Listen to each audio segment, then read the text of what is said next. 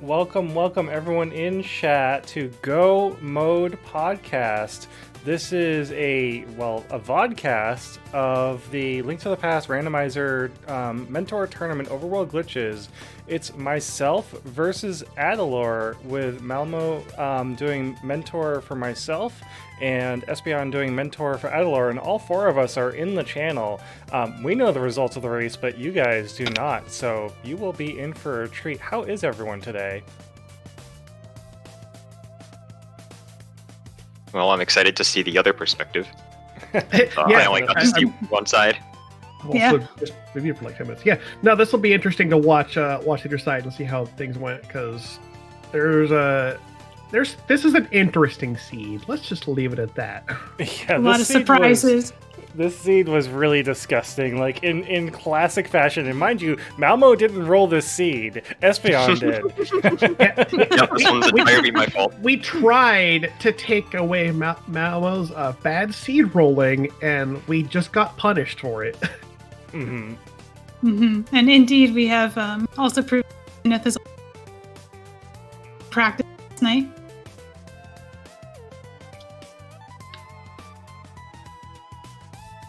I love what you do with my tracker. It looks beautiful.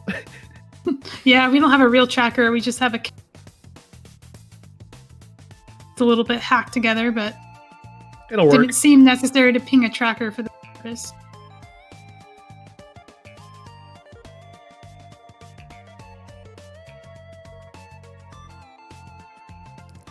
Don't mind me while I'm trying to synchronize here.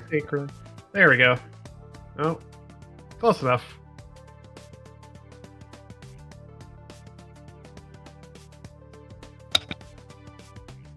Oh, I'm pausing the wrong one. That's why things don't look right. There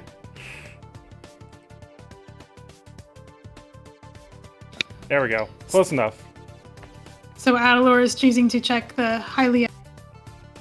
And I saw that like Quake, and I was Hobo. like, yeah, I'll just get it, whatever. Maybe it's useful. That Quake, I mean, We'll maybe see. it's useful in the future. SPM was like, no, whatever. We probably don't need that. I'm like, no, I'm gonna get it. You can't stop me. I mean, I figured we can just get it later if we needed it. Yeah, no, I mean, the better play, really, but just like, oh, well, that's there for later, but yeah. Yeah, and when we saw Quake, that's exactly what we did. Is we saw it and we're like, we're gonna get that later when we know what Restreamer actually is. Mm-hmm. Mm-hmm. Maya wound up being Quake, I believe, so we would have just gotten it at that point. And as you'll spoiler. see, when we checked that, we not in it, so it didn't make sense to.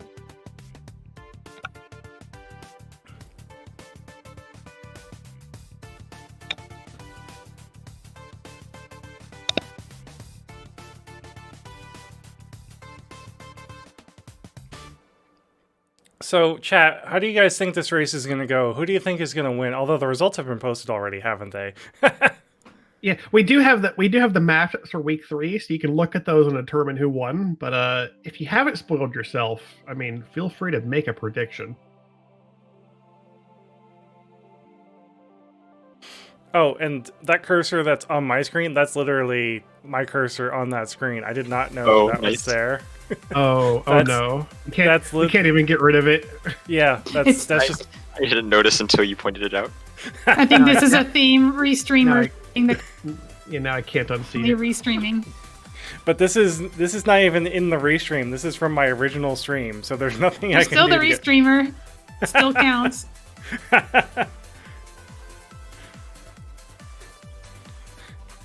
You can see Battleline's hair going wild during that DMA attempt. Oh yeah, so her hair goes nuts. Yeah. well, I'm Battleline using a does not- Franken-Sprite. Battleline does Oh, that's not what like it's doing climbing it. mountain. Okay. The Franken-Sprite, thanks to hilarious. Corelbell and his wonderful script.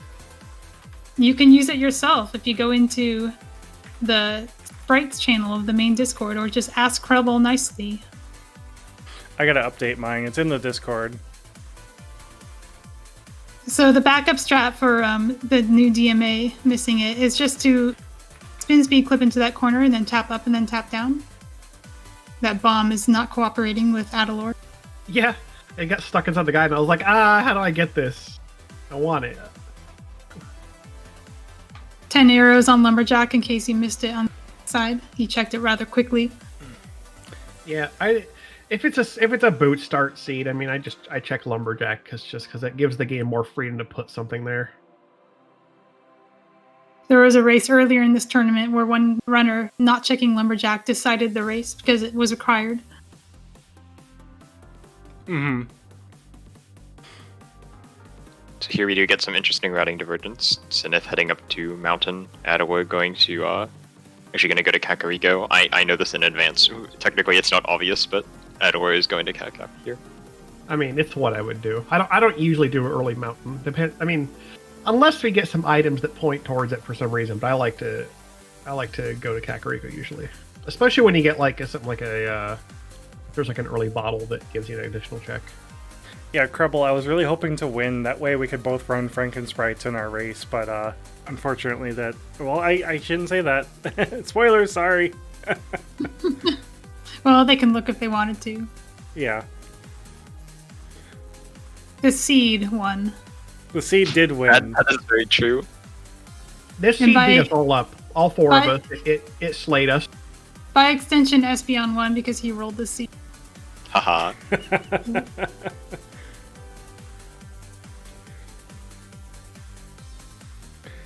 Honestly, I'm still really happy with how the seed kind of played out, considering some of the decisions I ended up making for the seed, which you guys will see.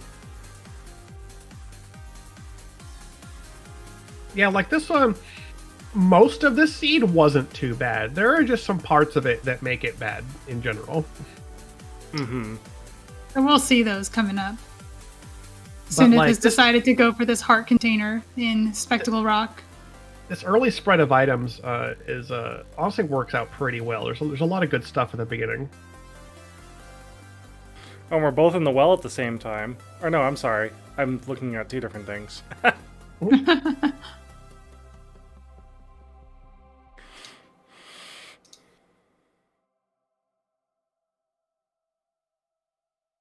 What I need to do is pull this window over the stream so that I can commentate on what's actually happening.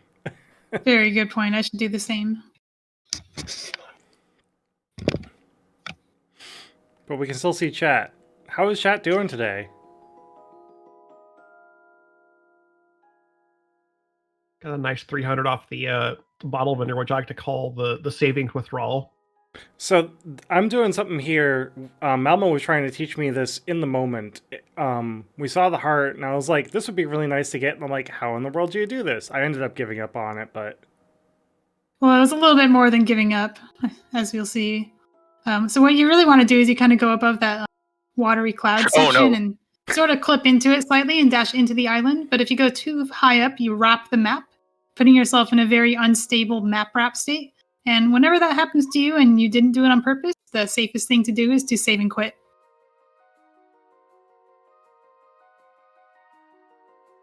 Meanwhile, we had both of our bows were in Sphere 1. We had one in the well and one in Chicken Hut. So, like, Silver's right off the bat was pretty cool to see. It wasn't just both in Sphere 1. It was both in CAC. And there's a vanilla book in the library. Oh, yeah. The vanilla book was goofy. I laughed. I was like, all right, vanilla book. That's neat.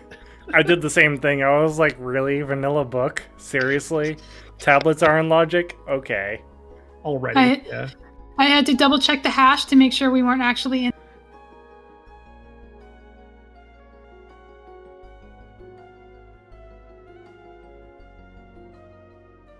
So the book here is actually slightly more beneficial for Adilor, just because we haven't gone to Mountain yet. So we can check Ether Tablet on our first pass through instead of having to do it later like Cinaeth probably will.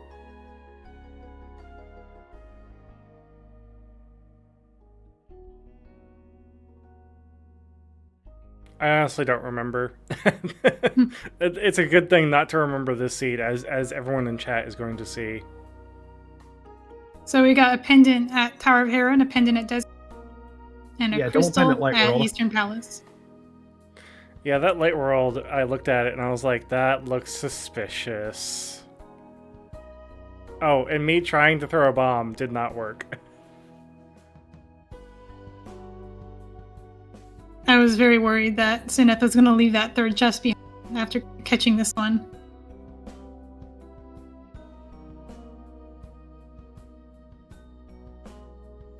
desert is boots locked, but we don't care. That's always say, like, one of the nicest things about OWG, we'll never have to worry about boots locked desert. Other Tom is predicting the ice rod is a winner. So put your bets in chat. Which item has won this?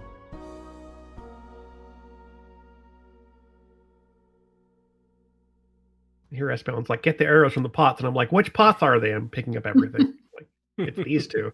I never think about arrows in this room, but yeah, we had silvers but 0 arrows. Yeah, I realized the same thing a little bit later, and I didn't really start worrying about it because we started just finding arrows.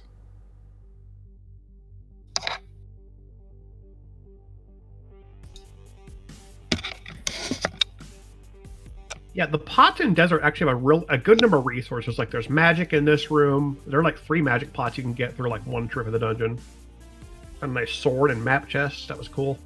Scent coming in with a safe guess of Red Cane as go mode.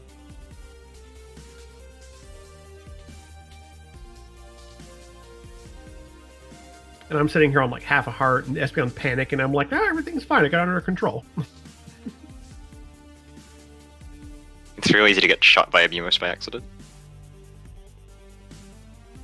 If I get shot by a Beamos in a desert palace, it's definitely on purpose.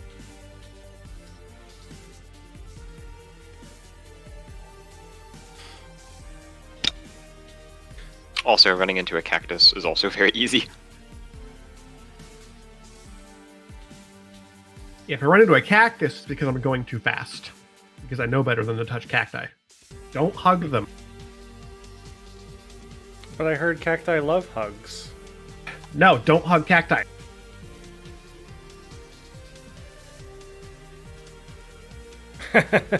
The cursor is gone for now. It will come back. Oh, I no. won't mention it though. So hopefully you guys won't notice it this time. Yeah, if you don't point it out, I might never see it again. Thank you. This menu is terrible. I'm like, how do I get to the book? So I started going towards big chest thinking I had the big key already. And Malmo's like, stop that.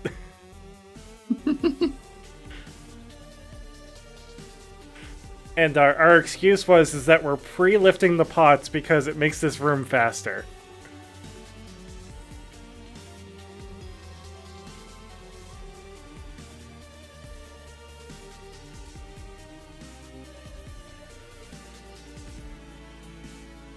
I can't believe I got that dash through the button and through the door.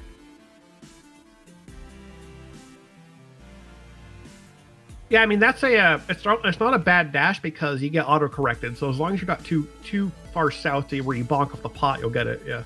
Mm-hmm.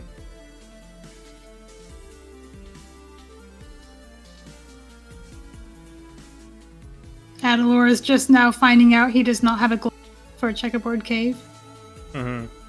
Espeon yelled at me excessively about that one. I was like, "What are you doing? No, don't go up there. Go to."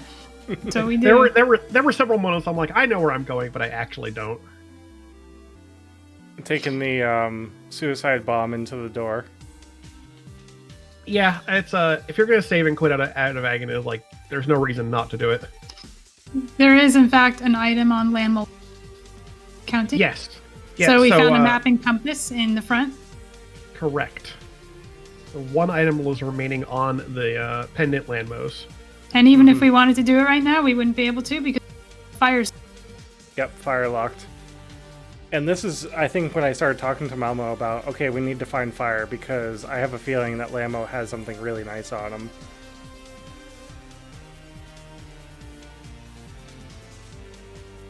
Or you got that hookshot glitch into that chest so you can just one cycle this whole waterway area.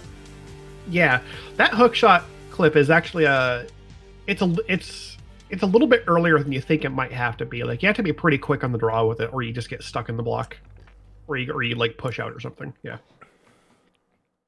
So Cinaeth went into Agina's cave first, which is not optimal because you have to walk out. However, Cinaeth a trick that gets you to Bombo's tablet quickly from cave 45, which you'll get to see in a second.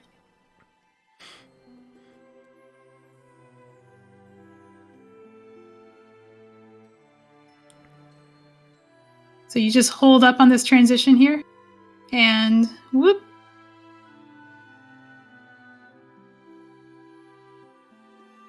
Yeah, this made going towards the draining the swamp a little bit easier, and going towards South Shore a little bit easier. Hey, I always forget that you can do that little hop there.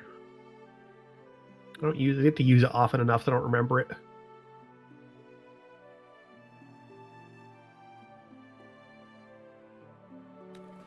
And meanwhile, this is my first time doing this trick, by the way.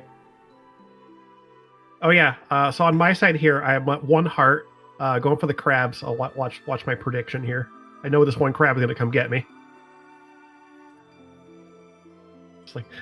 It's like I know that crab's after me. I'm going to defensively swipe at it just in case, and it worked out.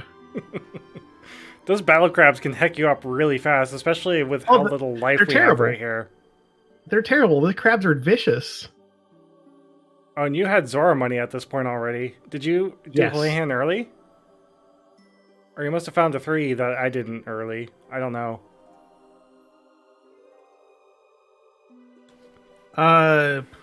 We did Hula Hand later, I think.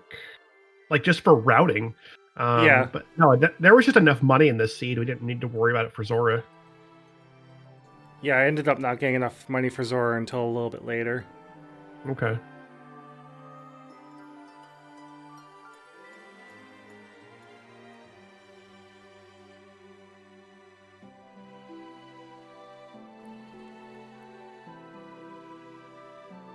We're sitting at 470 rupees and just hoping. Just a little bit short, yeah. We did not get the God Pickle Dash. This one's for you, Krubble. Zora had the money we needed for. Also, Battle Line Yeah, feels Zora. like a very appropriate sprite to play in Overworld Glitches, considering all you're doing is climbing mountains. That's appropriate, yeah.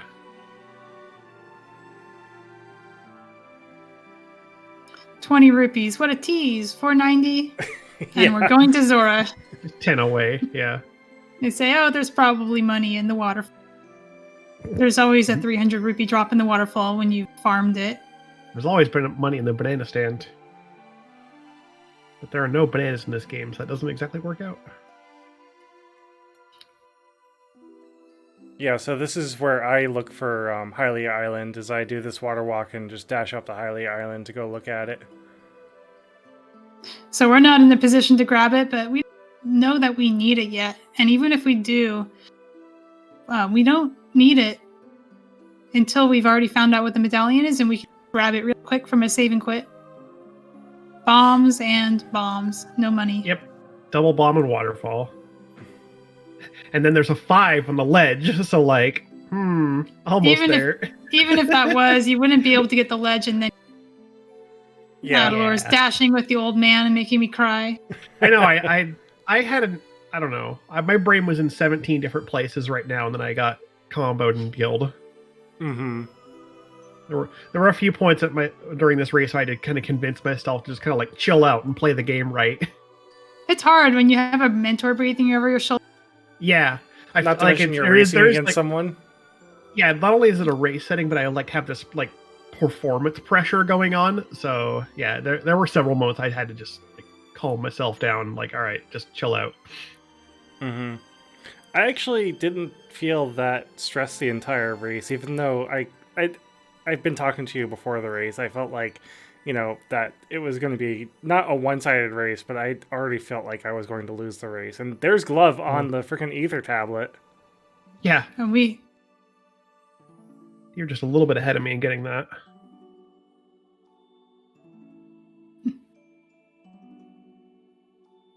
earlier, Cinaeth had said, oh, I should just quit the race and restream it instead. And we had to remind you that there wouldn't be a race to restream if you had quit the race. Don't make me race Adilor. I don't want to lose to that. What? Adilor is better than me. You're so much better at OWG. You could destroy You're better me at if we had, NMG. if we had a complex C that required a lot of really good OWG routing, you would demolish me at it.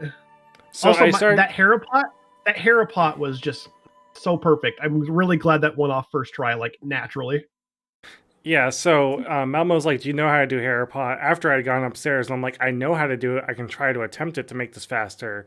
So I'm sitting down here, and I think I tried it 4 times, something like that. And I just couldn't get it. Sadly, I didn't mean do Haripot now. I was just wondering if that was something you had the option to do for seeds. Yeah. You had, of course, already gone there, so you don't really gain time unless you can do it consistently if you're just skipping the climb. Oh yeah, this drops from these blue beetles was pretty awesome. Yeah, there were several common enemies that were in the Hinox prize pack. So we got some really timely drops at several points in this run. So that is an ice rod. That is an ice rod on Moldorm. Yep, so if you guessed ice rod, incorrect. That was not our go mode. We had that super early. It was, however, on a pendant boss, so you get partial credit. Yeah. I mean, it's Hera, though. You're going to clear this dungeon early. Oh, so I started saying a bomb jump, and then Mama was like, no, just stop that and do hook shot. And then bonk on the chest, which is a thing you can do. Yep. But if you're used to doing the bomb jump, you may not know that.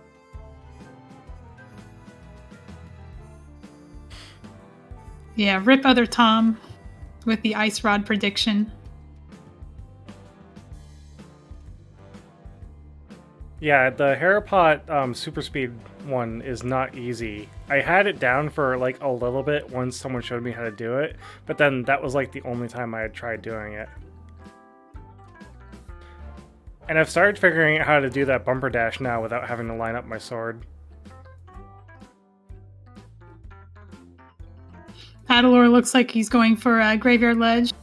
Get super speed, grind down that rail to set up your subpixel, and then do some inputs. Unfortunately, I certainly tried. These unfortunately, those inputs were not done in the correct order. So I got my were really getting me, and then I had to I did not do the correct mid-air input. I had to redo it. I got my revenge on Moldorm 1 from my first race. I got him in 1 cycle instead of, falling down 7 times.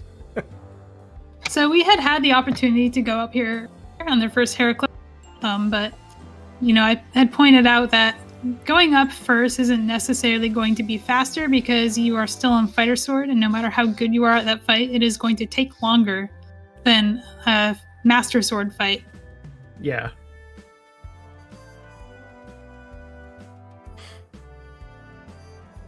And as you know, this is the mode where you septuple dip Tower of Hera, so you always have other opportunities. Uh-huh. Mm-hmm. That red Tektite just sitting in the spot where you dash down. If you ever have trouble with that red Tektite, there are other down plateau. But it can be a little bit difficult because not only does he have some RNG, but he also reacts to your motions.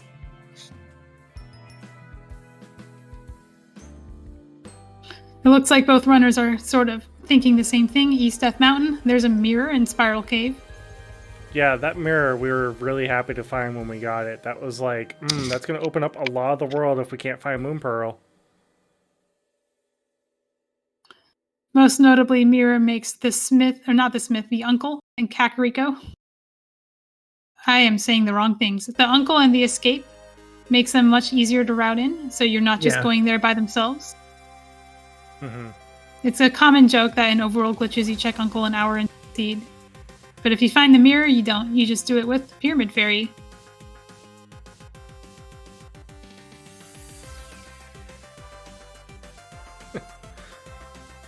Yeah, sub 90 minute Uncle.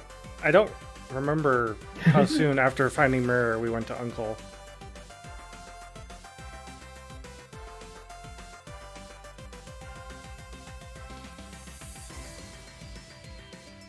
Nor do I. It'll be interesting to remember exactly when we did that.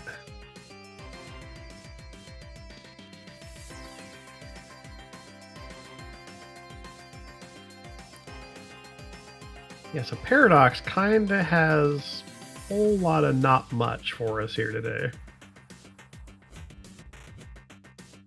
It has just enough rupees to go down Death Mountain and check Zora. I'm still very confused about where Adilor found those 100 rupees that we don't have. Makes me wonder if there's a location we skipped. I did go to Sahasraral's closet, which I believe had some money in it. Oh yeah, we hadn't been there yet. That would do it. I do like opening with Sah's closet just because it's a quick 3 items. So now that I have Zora money, I'm gonna go to Zora. Like you do from the mountain. Yeah, just hop off the mountain. No problem. Say hi to the dead rocks and then just go. No, I'm going to go down here now. Take care.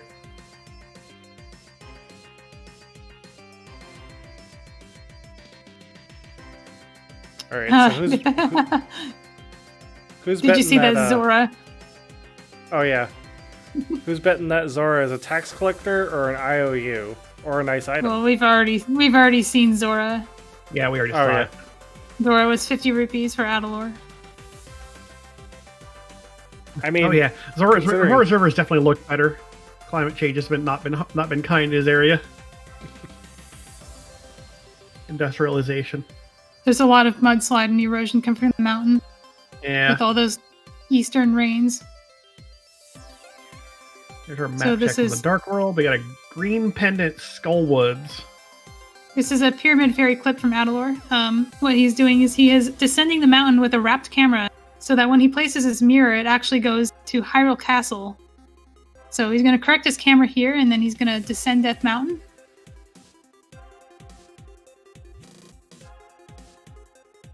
Yeah, and this will... You can combo this with like a check of like Graveyard Ledge or something. So yeah, which is exactly what he's going to do. Graveyard Ledge being a single entrance cave will not fix your... And that is important.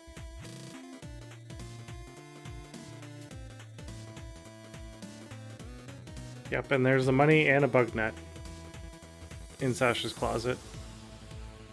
We decided to check the green pendant because it was the pendant left. So now we have all our map information that we need.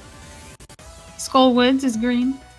Yeah, and Espeon was telling me that too when we were there, but I was like, oh, I never talk. I mean, from an NMG perspective, you never talk to Saha because it's wasted time because you check both your maps because you want to know all your important dungeons, but like. In OWG, I can see where you don't care that much about the red crystals. So if you have 2 pendants in the light world, you can just get the last one. We have the mirror. We literally don't care anymore. Oh, yeah. Those 2 rupees Adilor is leaving behind. I did not make a perfect effort at getting all the money here. So it's like I didn't need it that much. I left those 2 rupees behind so they could be friends. They will unfortunately perish because the rupees do not survive. Yeah, they immediately despawn when you leave that. Yeah, there is a rupee collected flag that applies to all the rupees, and if you only collect 1, it still deletes all of them. Yep, that applies to all those blue Ford rupee rooms. So Adilor has.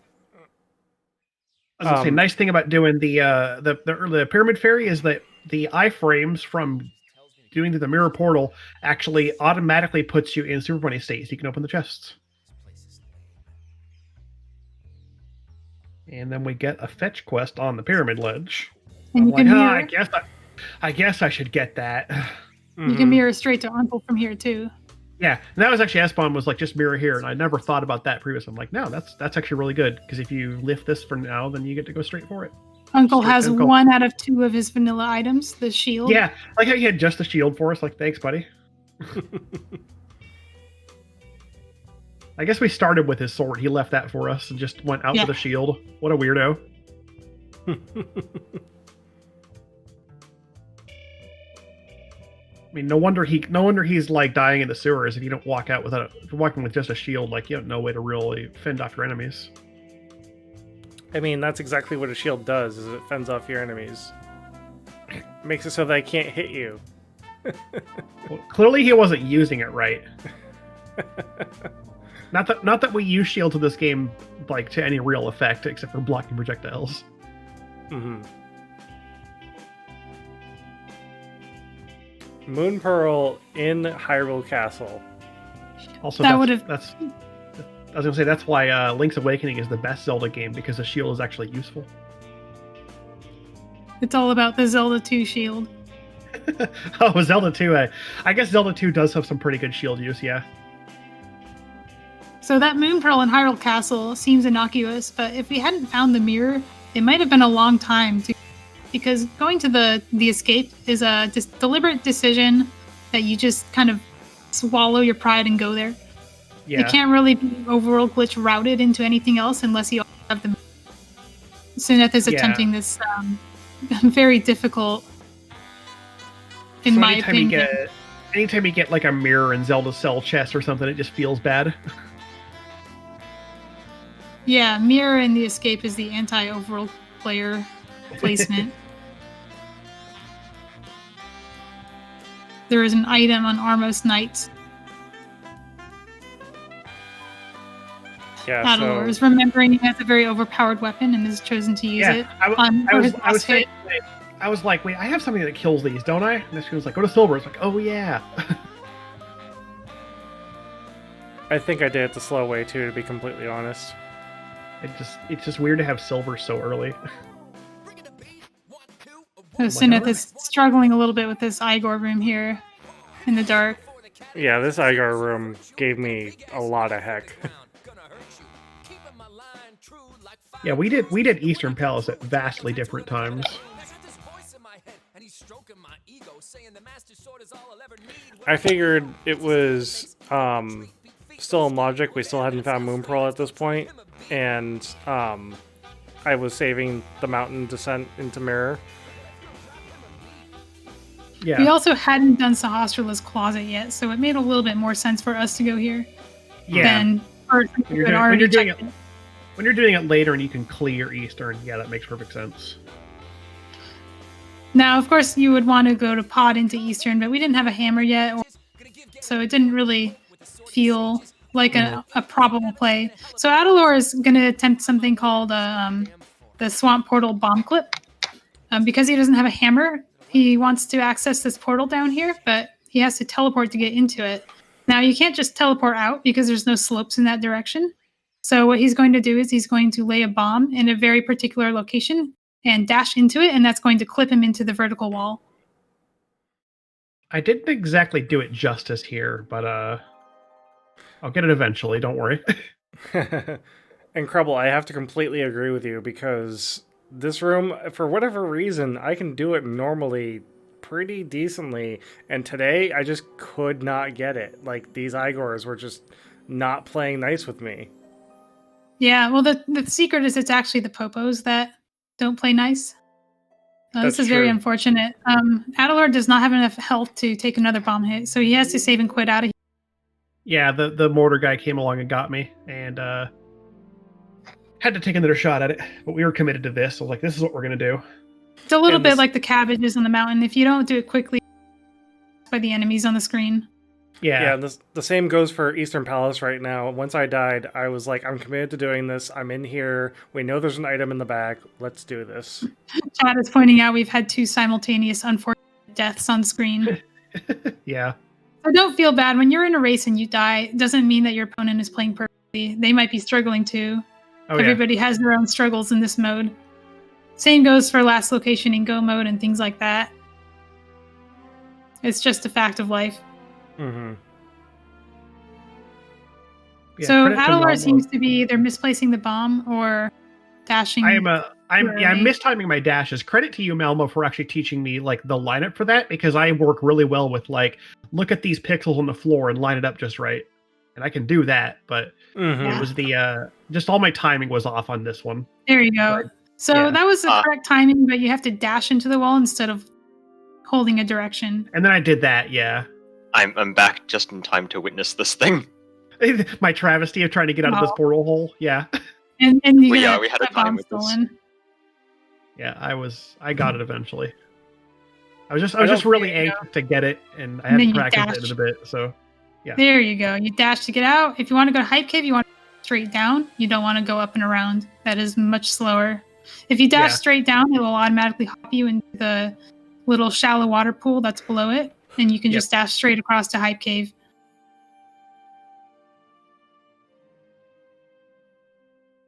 Instead, I gave myself 3 extra string transitions.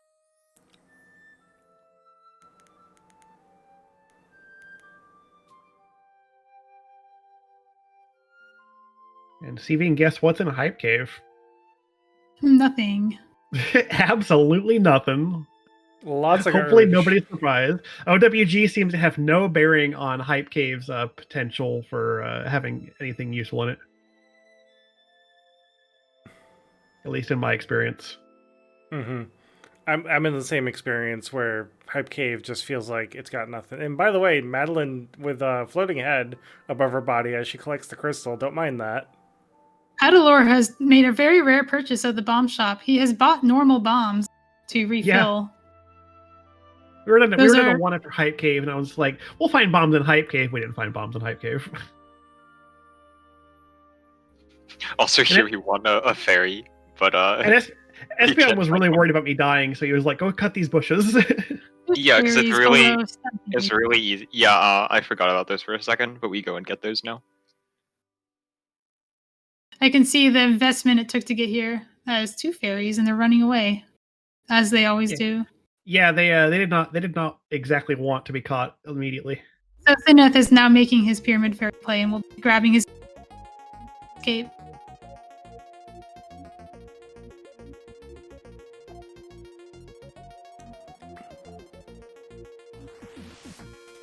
So Adilor has chosen to check Mire Shed before the dig game.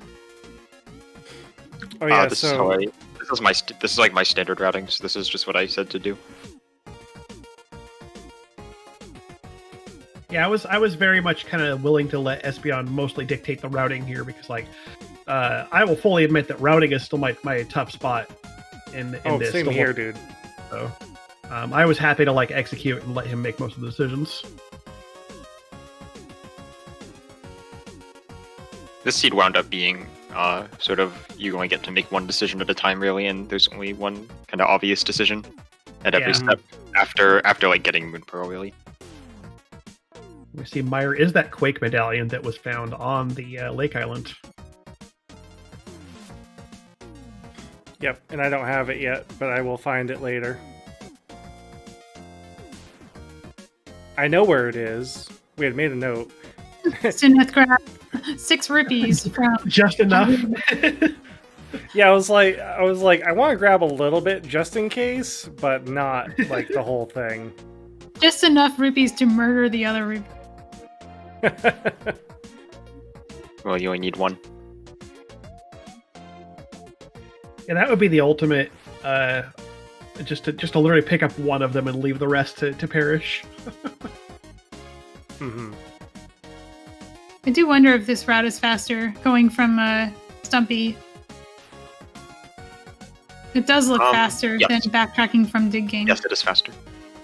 That is good to know. Not by very much, but you get fewer screen transitions. And I hate screen transitions because they're slow. Yeah, I'm still going to insert a couple more because I'm dumb, but don't worry about it. Screen transitions are thinking time. They are. And my brain is not the fast brain, so I need sometimes extra time to be like, wait, I should do a different thing. And tracking time if you do that manually. Yeah, I am very thankful for auto tracking. It takes a little bit of work off of me like that. Yeah, auto tracking's super nice. I used to not care about it so much, but once I got into racing, it's become more valuable. So Adilor is going up to the village of Outcasts without the mitts. Apparently, you can do this on the 2nd or 3rd bump. You just do an up teleport here, and then you walk down that slope, and you'll do another up teleport afterward. Yeah, we're sort of like walking through this live, which is why there's some like pauses here. But I get my teleports just fine. Then you get to run up this ledge, and voila, you have skipped needing mitts to go north into Village of Outcasts.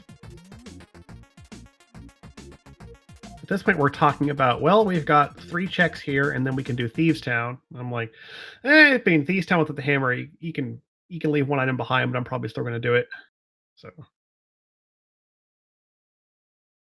I think that's what we ended up doing too. I don't think we had gotten hammer by the time we had gotten to Thieves Town. Sorry, what? That seems wrong. Thieves Town. I will, even without the hammer. If I'm here and it's a required dungeon, I'll clear it out like every time. At least in a standard sort of 7/7 open. Sure, but you should at least do the first three chests outside, just in case Well, one of sure. them has the hammer. I mean, that's why we check the 3 chests outside and we get the hammer in chess game.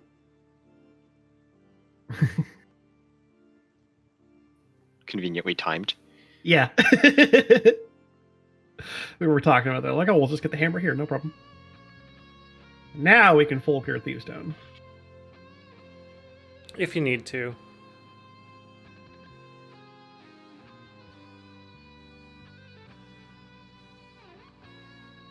Oh yeah, I completely agree with you, Crubble, that doing Skull Woods and Thieves Town are entirely worth, because they're basically overworld checks. And yep, I'm killing this guard the slow way, because I did not realize that silver arrows were still a thing. Yeah. Did you know that Master Sword does the same damage as the Fighter Sword in that guy? Because it does. I did not know that. Yep, it's 8 hits with Master. It does no additional damage. So we're saving and quitting out of here because we have not actually checked the back of Escape yet. So we'll be doing Dark Cross from there if we don't find a key. There's the lamp in Thieves Town. That's our very first fire source. You'll be seeing that lamp in use a lot this seed. Definitely. That's not foreshadowing at all, no.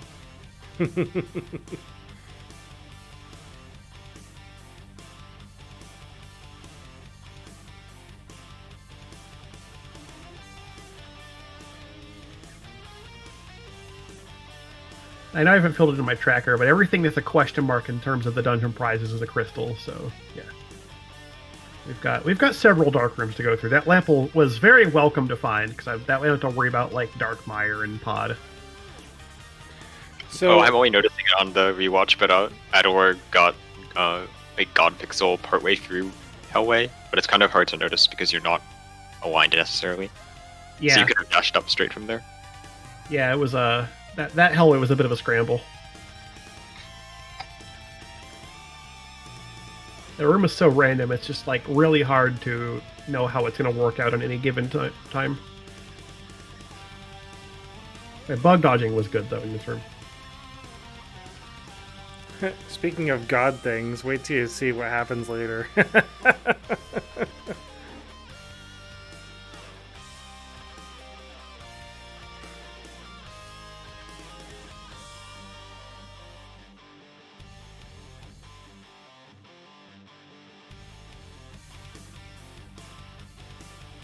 your Dark Cross 10 arrows. Entirely worth it. Like I said, I got to a point where I wasn't really worried about trying to find arrows. Yeah, they come up often enough. There are enough of them in the pool. I think that's the first OWG seed I've played that hasn't had Dark Cross be an important item so far. Really, that seems unlikely, actually. Yeah, like my first 2 OWG seeds were like Hammer and Hookshot in Dark Cross. And then the third one, which I forget which one that one was something else. There was another important item in there. Just like repeatedly it's been Dark Cross. I'm like, is there some sort of predilection here? Cinaeth is activating the flute. The reason we have decided to do that is because our next move is going to be to turn in the mushroom.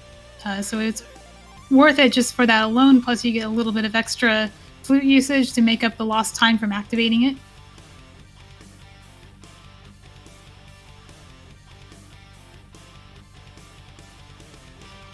Oh yeah, we do mushroom much later. We also never activate flute. Yeah, Because that flute never gets that used on my side. Oh, and I drank the red potion here because I wanted to buy a blue potion.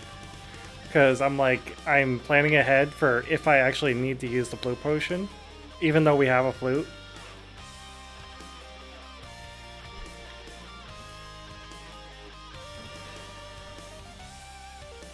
Blue potions also have other uses. There's a glitch called Restore Health and Magic, where you drink a blue potion somewhere in the middle of the room, and it refills your health and magic. Yeah, that seems right. That's definitely.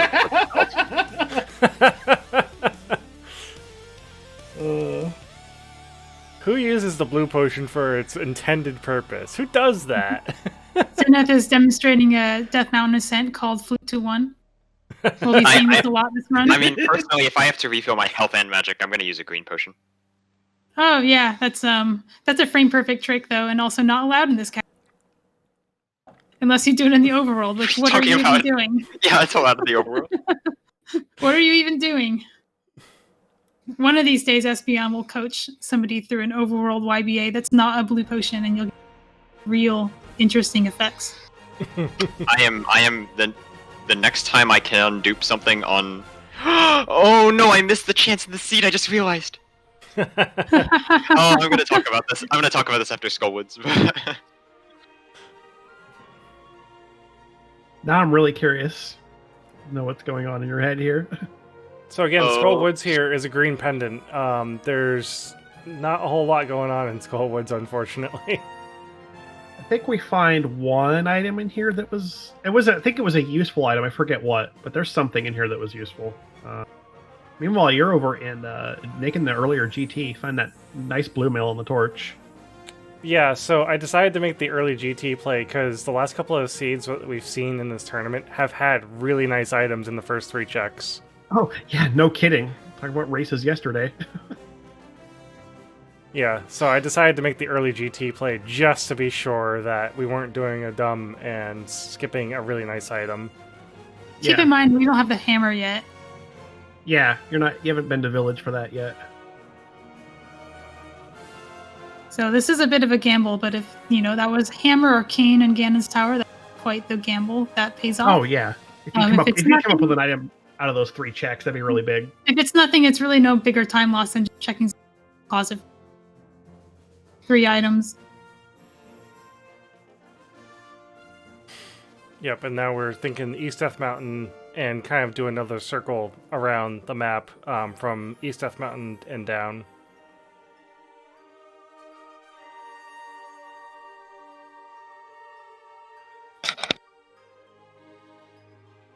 And Skullwoods gives us another green potion. Those Lionels were not playing nice for me. No, I mean, that's their idea of playing nice, but yeah, not for us.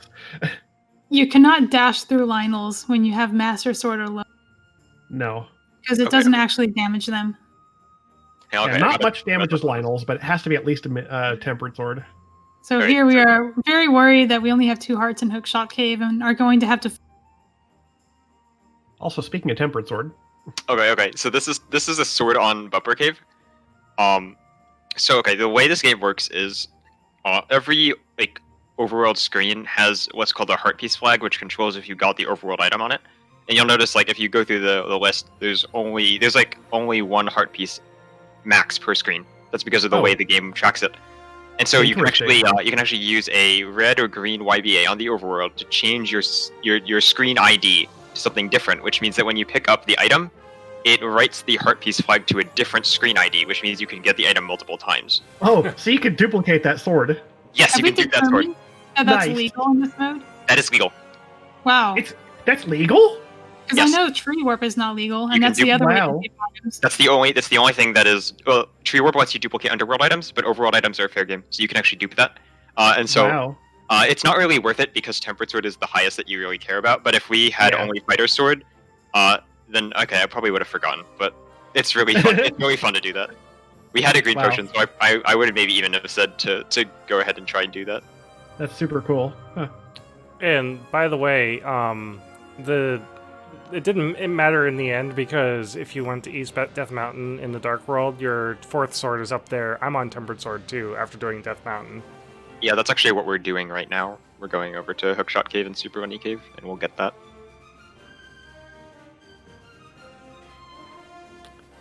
Here is where I'm I kind of want to make a pod play because it's right here. I always say if you're going to check Catfish, you're pretty much committing to pod.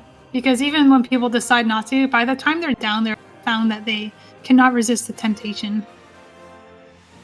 Almost every single person will just go in because it's right there. So you can do it down teleport in that little crab pit there. You're at the top of pod. You get this nice void floor. It's cool looking, yeah. I'm a little sad that there was no void jumping in this seed. No void jumping. Yeah, we had no super jumps or skydives, whatever you call it. Yeah. Wrong game. There's just never really a good place like a good reason or time to do it. Super jump is for when you don't have a glove. Yeah, we got fed both of our. We have both of our gloves yet? No, we only have one glove. Never mind. Yeah, right now we're both on glove 1. I actually forget where that second glove was.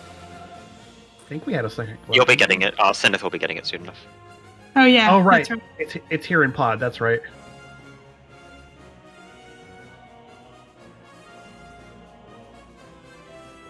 That hook shot to the fourth chest confused me because it hit the bearing at the chest at the same time. I expected to have to hook like 3 times like usual. So there's that momentary pause. I'm like, oh, well, that just happened. So I had gotten a key, and I'm thinking, okay, key means I should go up the middle. But then I kind of was talking to Malmo about it and realized that I actually should go up the right side because I have a potion and a bow. So, I mean, there was no reason not to go up bow lock side.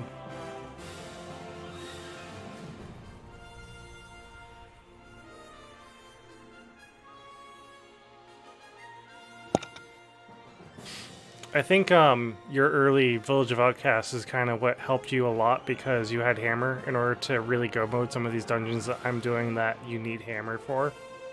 Yeah. At this point, I've got like all my swords and the hammer. So there's a lot of ability to just deal with stuff in the overworld. Yeah, Overworld is generally a little more powerful in Overworld Glitches, just because you can use clips to get a lot of things more quickly and get to more items than you could usually. And then here I'm going to be like, all right, we'll route in Catfish DMD, and we'll turn in the Mushroom. We'll go to Pod. It's a nice fluid route. Mm-hmm. As opposed to a flute route, which is what we had for our mushroom.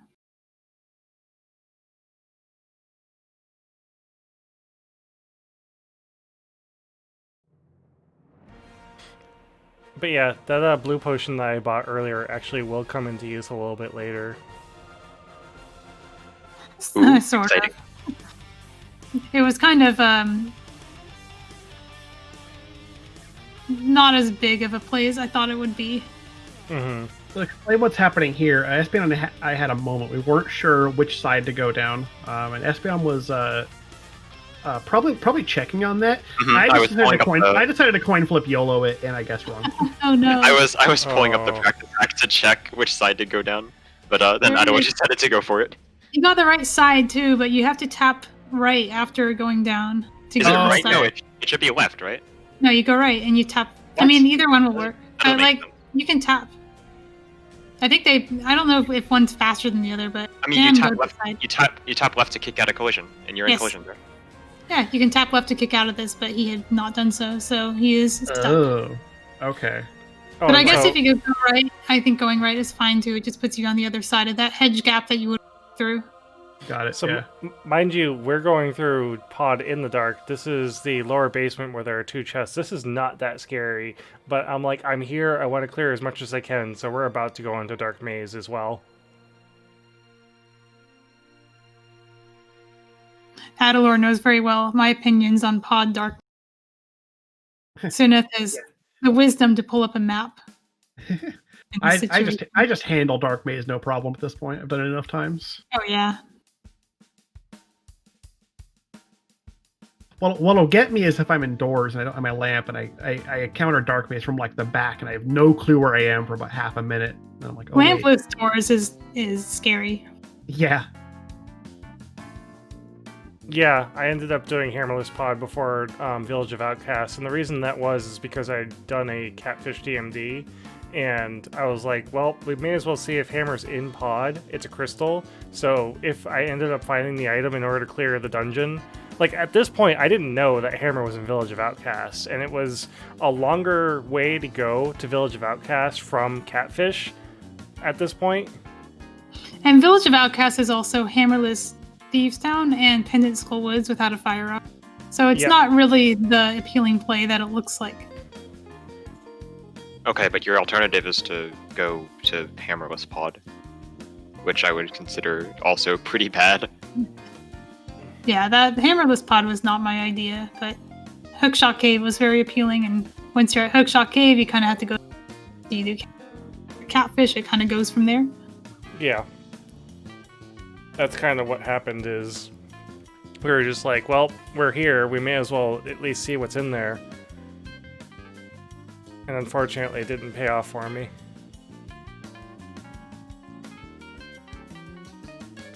But now we have golden gloves and like super logical access into Dark World. So now we're going to be fluting it all over the place to do all the logical Dark World stuff.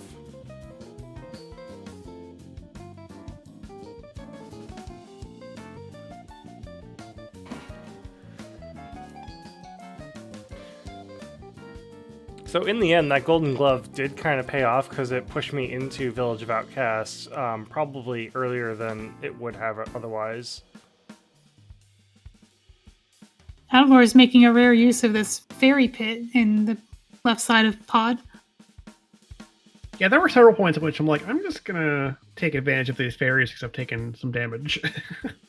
Espeon was worried all the time about me dying, but I had it under control. Oh, that has to feel bad. That's like the first check you get after pod is the hammer. Oh, it did feel bad. We were kind of hoping Hammer would be somewhere gross. Yeah. Somewhere walked by Mitts. Yeah, like the Smith. Or even somewhere that the Mitts, kind of logically Ice lock, like Palace. Ice Palace. Knowing the seeds we've been rolling, Ice Palace is not even scary anymore. Mm-hmm. Right.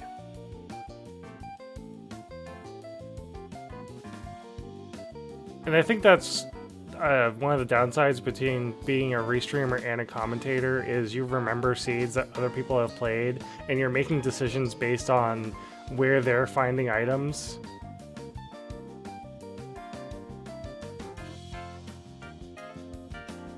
Making decisions is hard. Oh yeah, I'm sorry. I noticed the cursor too, but I wasn't going to say anything. But now that somebody else has said it, oh yeah, the cursor's back. You're all welcome. You can see it now. No. It is, in fact, cursing the seed. That's the true curse. By the way, if anyone in chat wants to play a cursed seed, I posted one not too long ago in Cursed Seeds that everyone needs to play. It is probably the worst seed in creation. I helped Cinaeth through that one. It's pretty bad. I think I've seen one seed worse, but that is definitely number 2.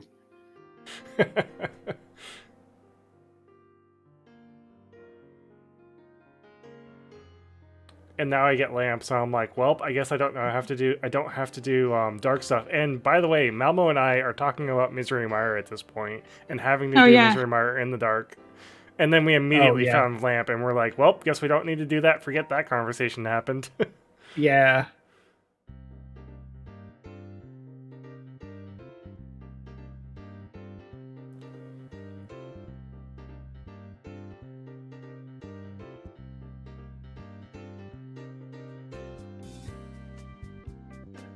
Yeah, no, I was happy to see the lamp because we have a lot of dark rooms to contend with, and I can handle them. But it's nice to not have to deal with it. Mm-hmm. Yeah, and at this point, I had already gone through 2 dark rooms.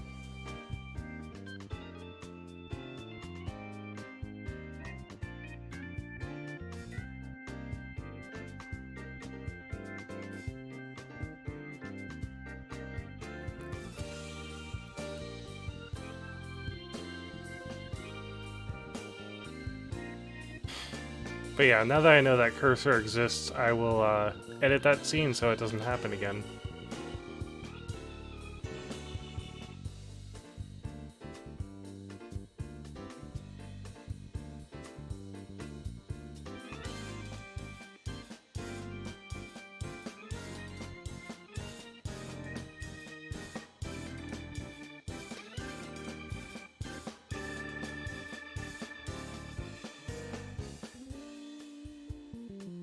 Unfortunately, having to push the statue in the back of pod. What a slow seed this is. Making us do things like pushing statues. Not to be confused with statue drag and pod. That's a bit of a different thing. Yeah. For those that don't know, statue drag is a mage that you can use to go straight to Helmut, among other things. So what you're saying is this statue is such a drag. It is.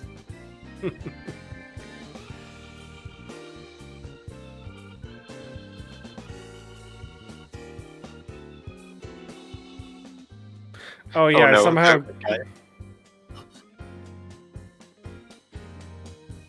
I somehow got a perfect pixel going through that that red guy, and he's shooting. I think you got flames at me. iframes. You got iframes from his flame, and then you dashed through him with your iframe. Mhm. Yeah, that wasn't a frame rule. Yeah, that was wild. I was like, oh, you just got through that perfectly somehow.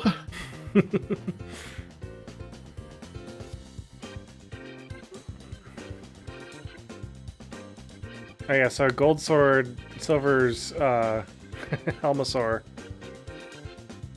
You're using that spin speed tech to extend your hammer north. I'm still having to be careful here because I'm still on green mail. I don't want to eat a bunch of hits from him, but yeah. Oh yeah, it definitely bites. Oh, and you can see that I've actually been practicing my blind script. Nice. And then it goes sideways really quick. Mine got off script oddly too, but I mistimed like my 5th hit and they went off script, but it was fine. We had burn on half magic for this. It wasn't really a problem. I had Burna, but and half magic as well. I just didn't use it.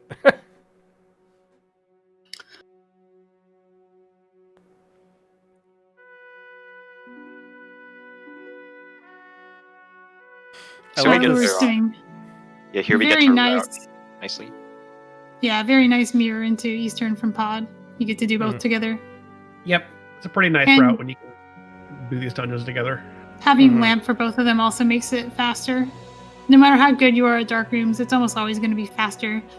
Cinaeth is trying to go to the part of Skullwoods you can't walk through. Mm-hmm. Yeah, I'm realizing another place where you save time over me, Adilor, is being able to do Eastern and Pod back to back and clear out both dungeons. Yeah, This is actually why I usually favor delaying Eastern Palace in Overworld Glitches.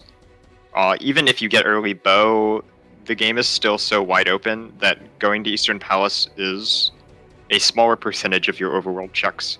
And as a result, it doesn't really make as much sense to go there, even considering bow doesn't really unlock anything, logically. So you're really just looking at the 2 or 3 items that are initially available anyway. So even if it's a crystal, I find that it's often better to just delay.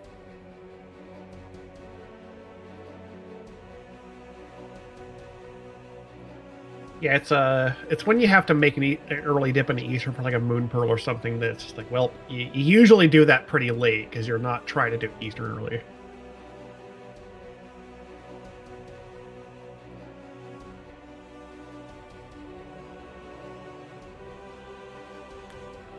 I guess that's also true, is that if you do it, you don't get to see some of the nice clips that are associated with Eastern Palace.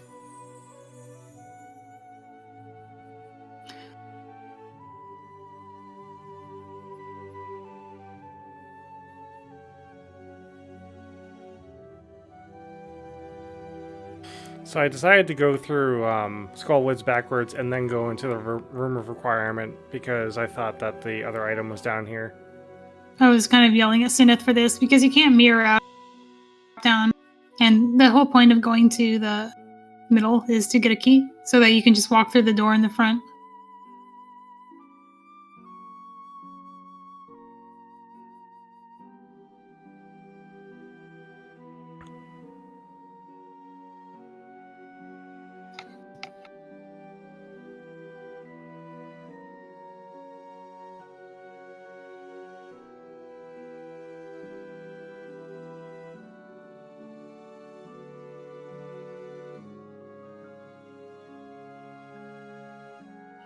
Another bottle. I think the game gave us like 3 free green potions in this one. I want to And a say red, yeah. all the bottles were filled with potions. I They think, really yeah, wanted you to dupe that sword. yeah, one was a red and the other 3 were green. We'll find the 4th one later, I think. Yep. Not gonna say where it is though.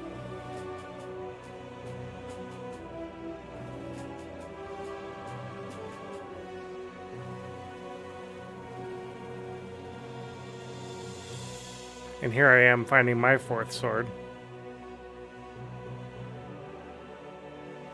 Always a decision. Do I really need gold sword? It's right there. It is right there. I mean, it's a few seconds to get it. It does save time on a few things, so yeah. I would personally not get it. You wanted to dupe it, Espeon. That's true. So Cinaeth is going to go for a Lumberjack D because his idea is to go into Spike Cave and then Ganon's Tower with the hammer. See, we've been here, but we haven't been here with the hammer yet, and there's a lot of checks on that side. I'm not convinced it's faster to Lumberjack DMA than just save and quit here.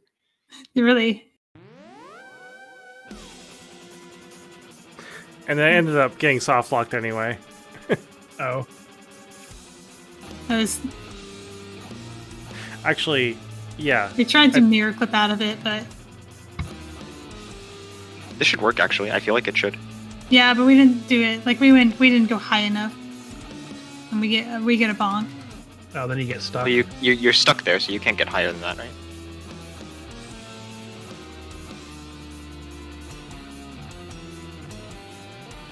Chex has got it. Tap down first.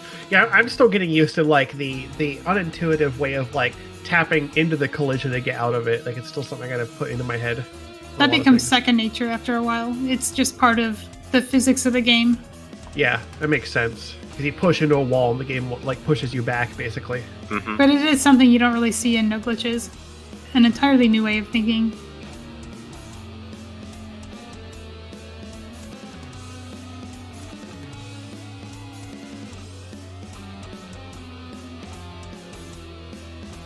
Yep, and this is where we start to get into mire and finally see that we actually do need that quake that's over on Hylia Island.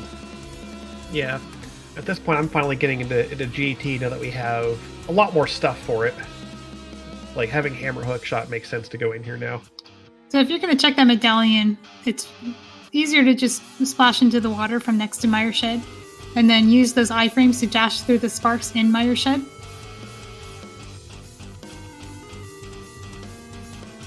And this is also where we make a very important decision. Mm-hmm. Because we've already been to a good portion of the world. It's really just Hype Cave left and Ganon's Tower. So, Desert Palace. Let's go. One item on Land Molus. It's a pendant, but it's also right there. And when are you going to come back to this? As your last location, of course. Yep. More on that later.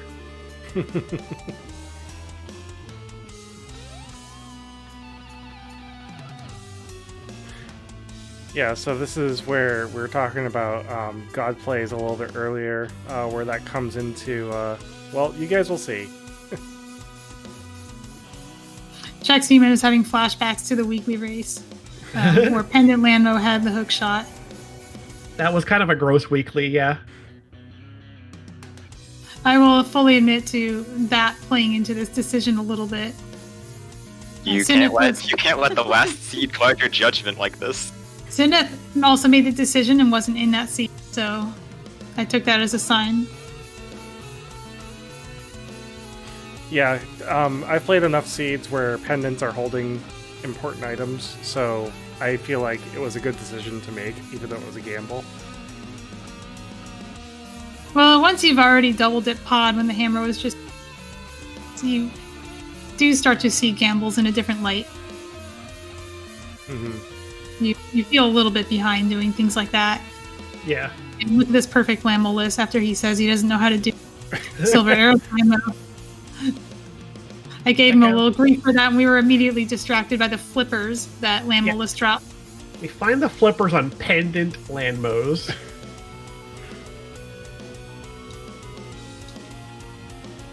And as you may notice, Swamp is a required dungeon. Mm-hmm.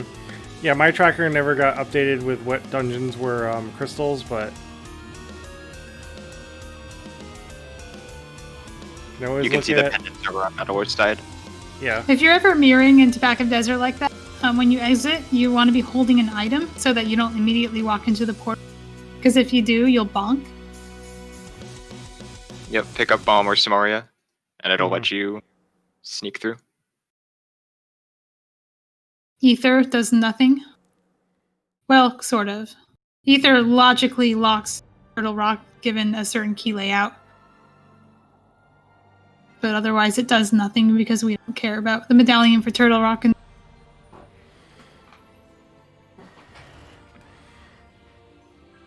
Yeah, we have so many other ways to get into TR that medallion just doesn't really matter. so, because we fluted from 6, we actually haven't done Dig Game yet. So we're going to be doing that, and Cinaeth is getting a blue potion ready. Yep, like I said, this blue potion came into use in the weirdest place. Normally you see a blue potion YBA up at the mountain. Nope, I'm going to use it down here in Dig Game.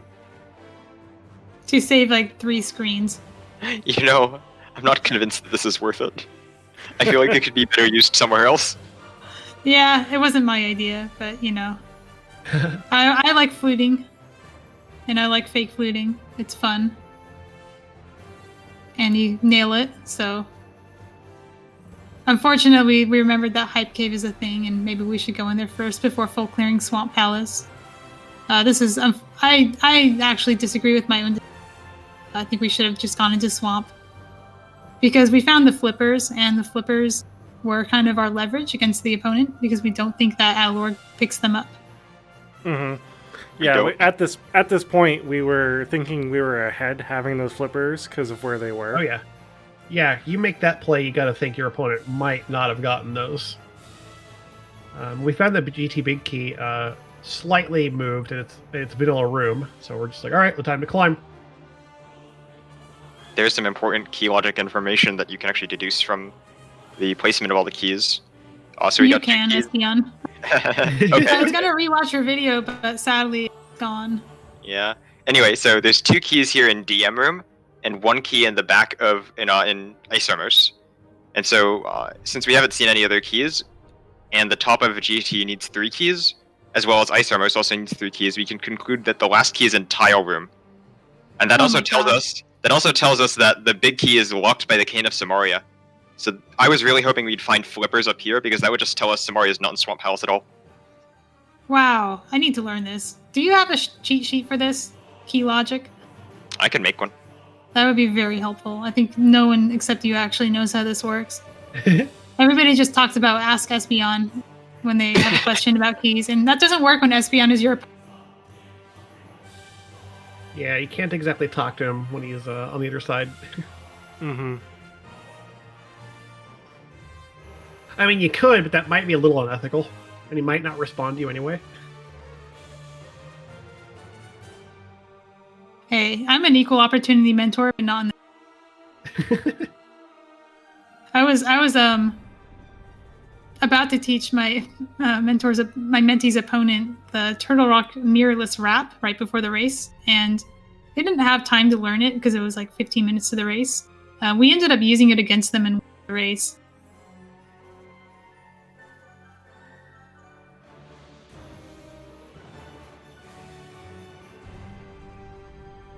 Yeah, looking back at this race and knowing what the future is holding for us, I'm kind of wishing that that flipper would have clued us into what Swamp has. Yeah, this is my regret. You know, when you find the flipper and you think your opponent doesn't have them, you do want possible. We unfortunately got cold feet in Swamp Palace and didn't want to do left side for, as you will see soon, 1 item.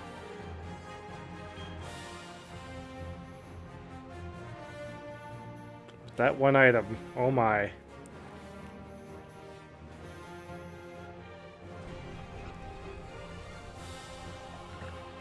So when you do whiz robes with Ether, you do want to wait for their arms to signals to you that they're vulnerable. My trick for the next room is to walk up, and when Link is between the top 2, that times it perfectly for Ether. It looks like he's going to mirror them instead, which doesn't work. Okay. You made me nervous there. That was fine. Everything's under control. I haven't fat thumbed my mirror button in a long time. Quick swap gives mentors heart attacks.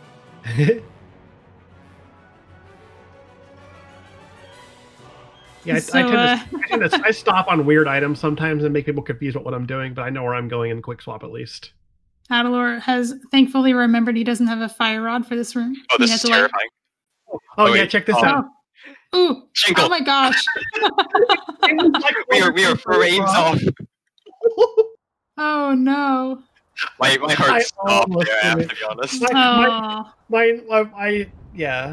I got myself with that too. I was like, it was so And I close. I was telling Adilor to like wait because like you did the lamp room at like about the right timing to get this, and then I was like, I heard the jingle, and I'm like, oh no. Local mentor in hospital for heart attack. News at 7. And I was like, do we need this key? Yeah, we should probably grab this key. Yes, it's a good I idea. did the same just thing. In case. I did the same thing. Just in case, it's a good idea to grab that key. The key is important actually, because it's actually important just because I know tile room is a small key, and so since we use a key on this door here, if we want to go to the right side, we have to get that key in order to skip tile room.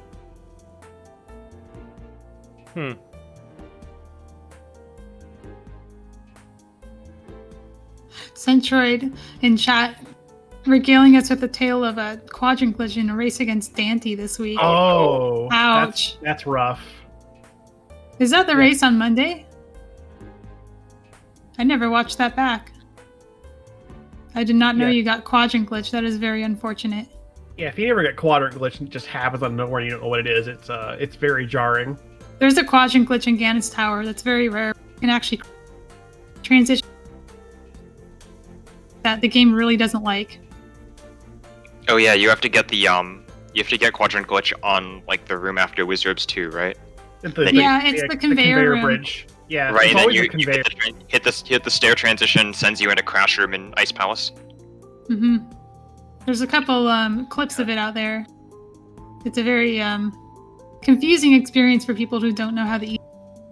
I'm thankful to say I've never quadrant glitched, and I think when it does happen to me, if it ever happens, it's gonna blow my mind. It's a very rare place to get quadrant glitch because you usually dash through that room and don't struggle. But I could see it happening in like Enemizer, possibly. If there's just big spikes across that bridge and you have to like spin things to get around them. Yeah. Or just, clink you clink off of a spike while you're dashing up.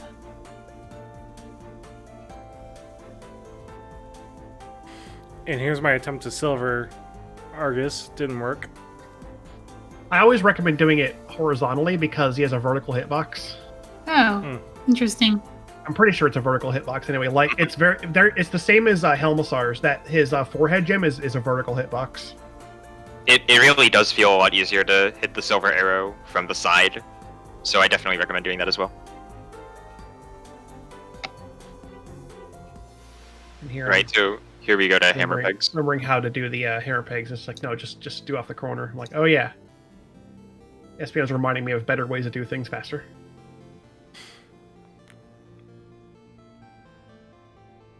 Oh, Centroid got jingle glitch, not quadrant glitch. Oh, okay. I mean, it's the same effect. You have to mirror out. Not it's literally the same effect, but it's the same impact on your GT. You have to mirror out. You have to restart the dungeon. And you usually notice that around the same time. Around Moldorm 2, you notice he's not there, and you're like, wait, I can't actually progress, can I? Because even if I hover Moldorm 2, I cannot fight Aghanim because Aghanim is not there. Yeah. I mean, if I got jingle glitch, I'd know it immediately because I'd be like, these Helmasars were gone. Well. Yeah, your first sign is the sparks. The sparks in the torch room. Or the sparks, yeah, even those. The quadrant glitch, unfortunately, the one that will crash your game, you'll notice that one by your camera being unlocked in Torches 2. Oh, yeah. So while it is unlikely that will happen, if you ever see your camera unlocked in Torches 2, just mirror out. Because the alternative is much worse.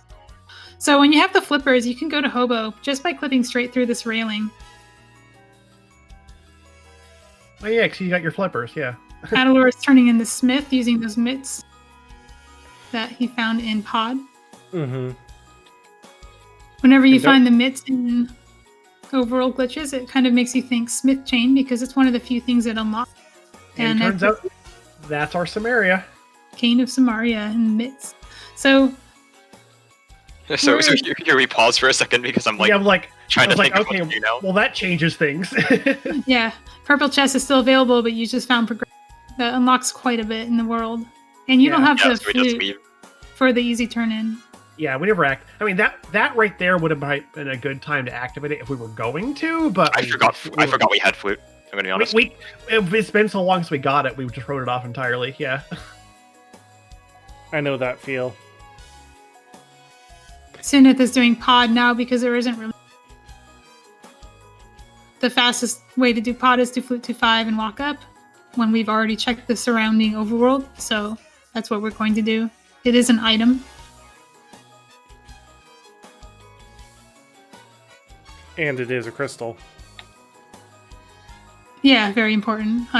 Not to be confused with the other 2 pendant bosses that had progression items on them. Trying to teleport with a shovel. I'm actually not sure if any of the crystal dungeons had progression on them. There's the lamp. Yeah, lamp But and the lamp. No, I meant on the boss. On the boss, not in the Oh, boss. Oh, yeah. No, I don't think so. The lamp in Thieves Town was required because Yep. the flippers were on Malmo. That is slight spoilers. Oh yeah, that is full of Actually, that's spoilers. kind of big spoilers. I didn't even think about that. I was just thinking that's the only fire source we had at the time.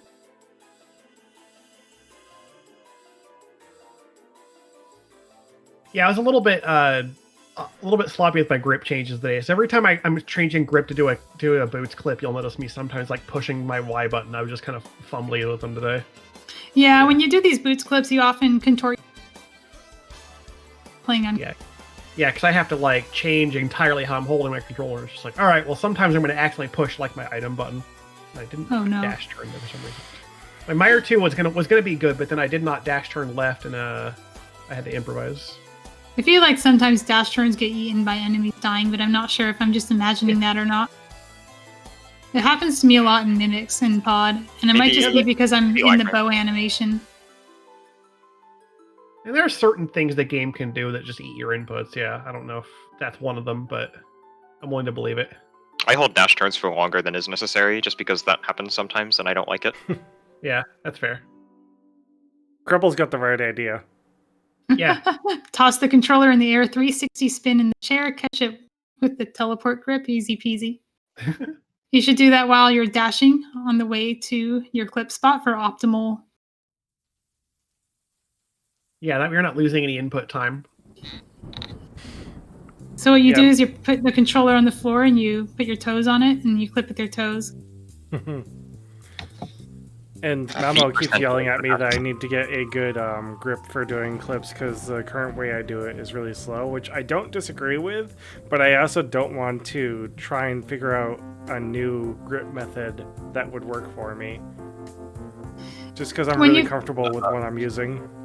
When you clip with 2 different hands, it's really hard to coordinate movements between 2 hands. Your brain is sending nerve signals to 2 different body parts. And that's always going to be harder to do same frame inputs than to use the same hand.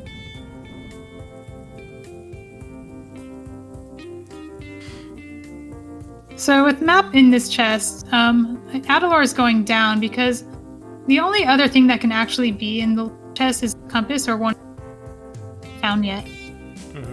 So it's a 2 in 3 chance that there's an item in the chest. Yeah, and we're still hunting at this point for 2 items for go mode. Still need a fire rod and the flippers. So it's just Unfortunately, like we're full clearing everything until we get those items.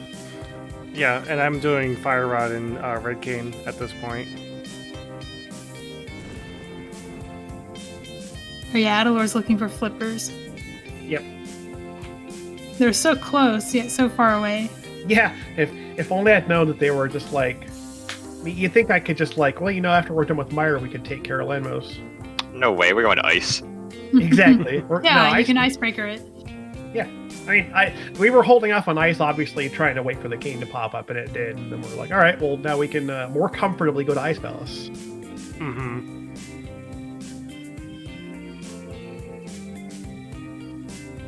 Utilizing the hookshot here is something I never thought about until Malmo mentioned it. Oh, yeah.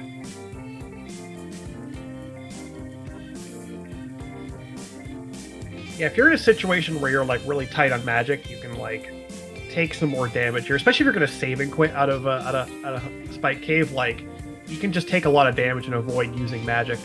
Who's saving quits out of the Spy Cave and Overworld Glitches? I mean, in this case, in OWG, you tend to like not do it because you're combining it with like a GT clip or something. So, What would the or something be? I've never actually seen anyone chain Spike Cave into anything else. I don't know. Pyramid Fairy. Maybe. I mean, that feels like a.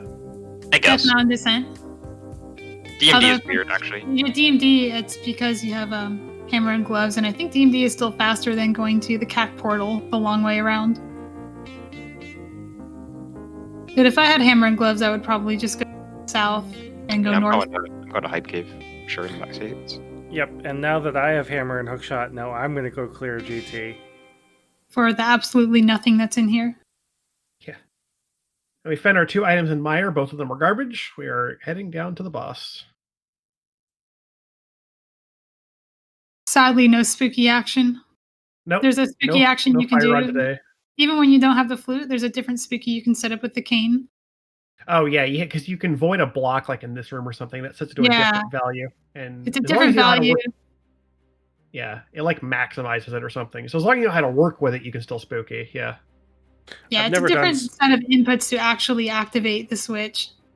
It's a little bit harder, and you can only use it a couple times. I don't think You I've can't ever use it in all 3 seen rooms. spooky action, let alone know how to do it.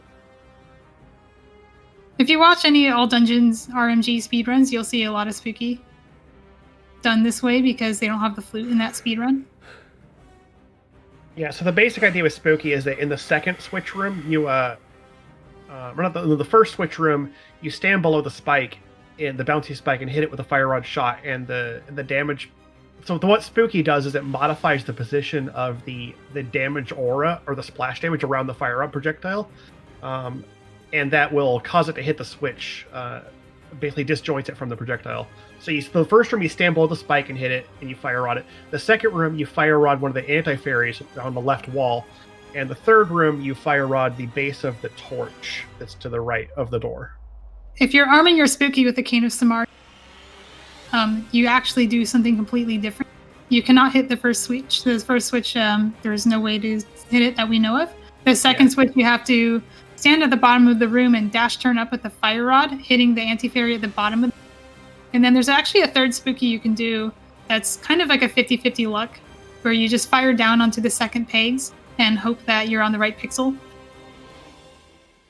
You usually kind of just go for it once, and if it works, the switch in the next room.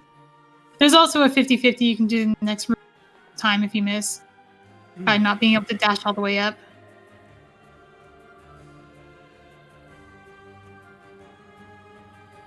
All right, shovel on Ganon's tower. That leads to absolute.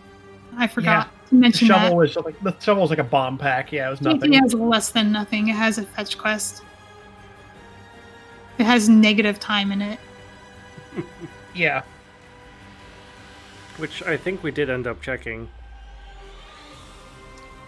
We check shovel before Mire.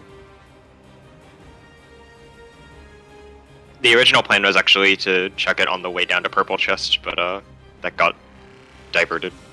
We had the flute, so we actually check it after Purple Chest, and you'll get to see a neat little short clip there that you don't see very often. So here we're talking about doing Hobo, and I'm not flippers yet, so we're gonna go do the other way to get to Hobo, which is using a screen transition to activate big flippers. You can do it off this little ledge over here. I am not confident enough to teach the other way that I barely know how to do to somebody who doesn't know how to do it. Oh, you don't want to do that on the fly, because if No. Yeah, it's bad. you get a soft lock that lasts about a minute, where you have to wait for a link to land. Oh, it's one you can't select out of. Yeah. Yeah, you have to wait for link to land because it's the sort of bad fake flipper scroll. Got it. I mean, you can, but you have to hold select during the transition through to Hobo, and you have to recognize that you get it during that transition. Today I learned. That is really good to know, because it is apparent when you'll see Link hit the transition wrong, and knowing that you can hit select and buffer that input is actually really helpful. I guess if you're really quick on the draw and you can recognize it, yeah. By the way, if any of you want to learn any of these tricks, even though the tournament is underway, there are plenty of people in the server willing to teach anybody who wants to learn, even if you're not in it. So just join the server. for Go Mode Podcast, go into the dedicated channels for Overworld Glitches training and ask anybody, and they will help you out. Definitely. It's a huge community and a really helpful community, and everyone here, they're not going to judge you if you don't know how to play Link to the Past or just starting in Randomizer. They're really helpful. I'm taking a really bad path in this crystal room. I normally do a different path. It's making me cry. Yeah, What is happening? I used to, when I first started running this game, I went through the middle and it felt really awkward, and then I just kind of learned to just go to the bottom. It's actually really fast. Yeah, I think the bottom is what I meant to do, but I just didn't. You only have to take 3 hearts of damage to do it quickly. Yeah, nowadays I just I just take the damage. It's not worth trying to avoid it. Yeah. There's a pretty consistent 2-heart method too. That's not that much slower than just taking 3 or 4 hearts. You should not have to take 3 or 4 hearts. If you take 4 hearts, you're doing it slow. Yeah. And this Mimic just decides to hide behind the block for me. The Mimic decides as if the Mimic has free will. The Mimic does have free will. Mimics do not have free will. It's a philosophical argument. They have no will aside from your controller inputs. Oh, so this is why your pigs are wrong at the top of the tower. I was wondering. You managed to trap all of the spikes in your path. I'm usually better about trapping those spikes outside the path. I just didn't do it this time. You can usually dash out and only take damage from one of them. And if you're going to do safety room next anyway, you might as well do that. Yeah. And if you really wanted to learn it, there is a strat that has you take 0 damage and dash out quick. I think I had stopped here for a moment because there was something you were showing me. Oh yeah, that's right, the torch room with the lamp. I wasn't sure how to do it. Oh yeah. We're preparing. I'm in the practice hack showing him upcoming rooms in GT that might give trouble. That's a common thing you'll see in mentor races. The mentor usually has to stay ahead a little bit, kind of anticipate what needs to be taught. The mentor and the mentee needs to communicate to their mentor what they might have trouble with. That helps us a lot. But yeah, if people in chat want to see more of these races, be sure to follow us here at Go Mode Podcast here on Twitch. And give each of the runners a follow. Myself, Adilor, Espeon for mentoring, Malmo for entering, and all the other tournament participants as well. And thanks to Codeman for providing the auto tracking. He is not here. and he has created the tracker. And thanks to Overclocked Remix for supplying the music for the stream. And of course, Cinaeth for putting together the restream of the race that he is in somehow. Because he is that dedicated to restreaming races for this tournament. Thank you very much. Thank you to Cold Stare for being a very easy boss with Gold Sword. Yep. So after that perfect Lammo 1, I really bonked up Lammo 2. Oh no, what's happening? This is a fight. What is that, like 4 cycle? I think it was more.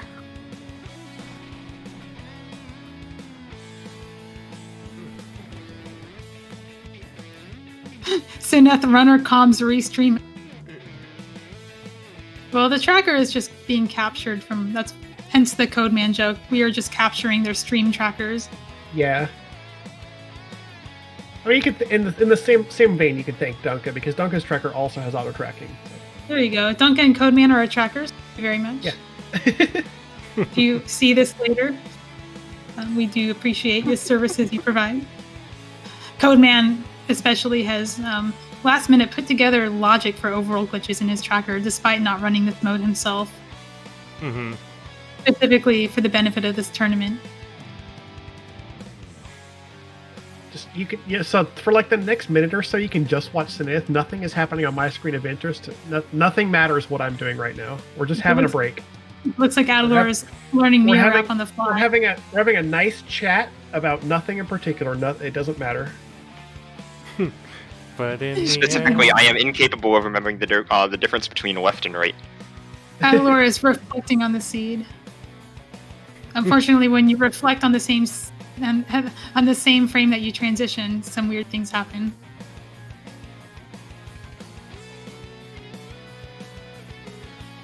I see what you did there, reflecting with the It wasn't mirror. That long. I thought it took longer to get through that one. No, okay. No, that's the second one.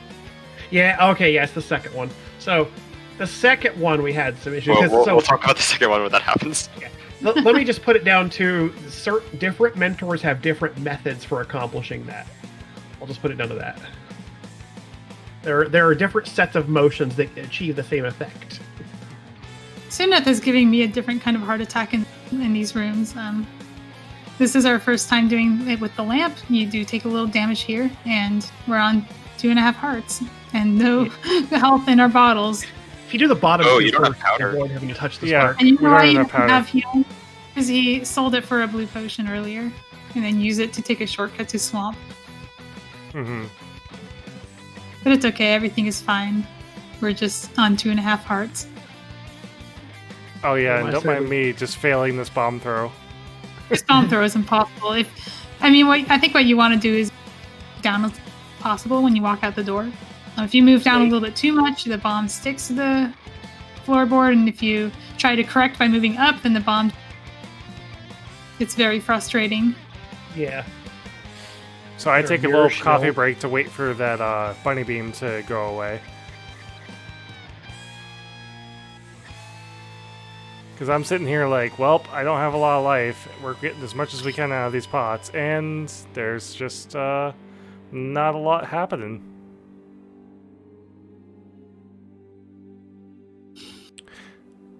All right, chat. How many times do you think I'm going to fall down to Moldarm 2 here? Oh no. I'm gonna say that you're bamboozling us. I'm gonna go with 0. He just After fell having once. already fell once. No, stop, How stop. did That one was, happen? that was instant. He lands on the spikes.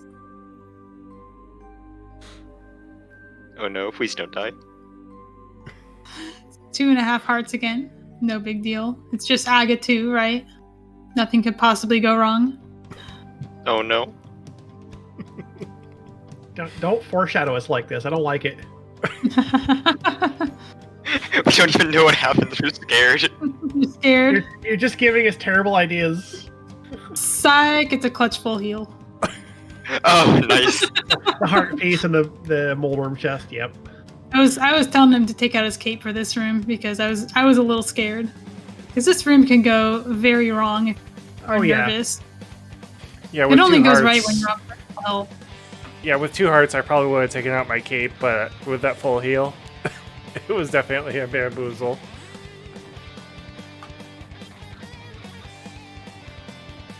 I've already And- spoiled enough of this place. I have to anti-spoil some of it too. Foreshadow things that didn't actually happen. Yep. Meanwhile, Aga2 is not playing trigonometry with me today. The Saga 2, most of these patterns were not great, honestly. Yeah, that one that would have been a triple was a blue ball. Yeah, it kind of got robbed out of that one, yeah. I forget why I was so fumbling the top of TR. I think Espeon and I were talking about something in advance, and it was like breaking my head. And I was just Yeah, like, I just I want was, to do the dungeon. I was slightly we confused. were going on about something, yeah.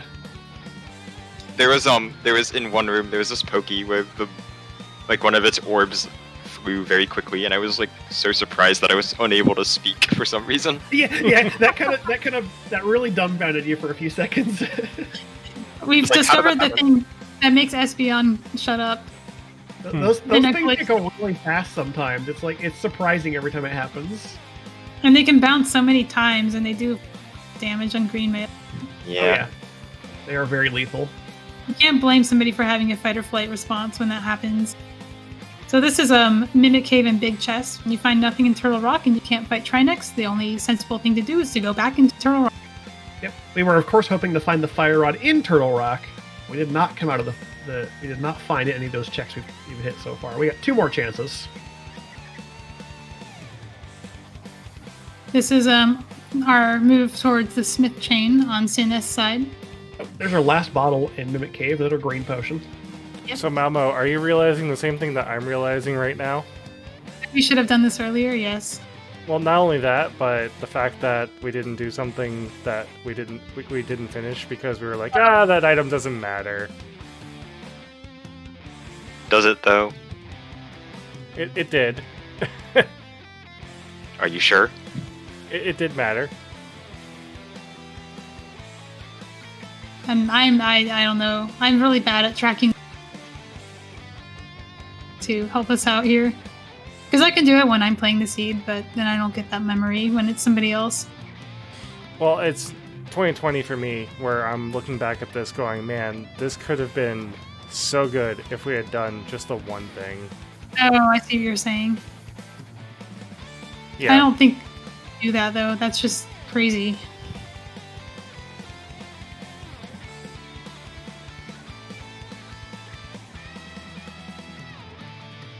Are we gonna get a high 5 here? Oh yeah. Oh yeah, check this out. Oh no! Oh, Dodge almost. by the Dark World If you're transition. talking about Magic Powder was out of logic, right? Because there's keys. Yeah, but we don't know that it can't have No, flippers. I know, but I knew that because we were only looking for one item. Yeah, I think we were debating on that too, and I'm like, you know what? I'm here. I'm gonna do it anyway. Well, let me know if it's powder, because Yeah. that was out of logic. I didn't tell you to go there for. Yeah, I mean, I knew this was locked. This was locked by Fire Rod, but we don't have flippers yet, so I was like, Yes. well, it could be flippers. And I start walking away with a purple chest thinking this is faster.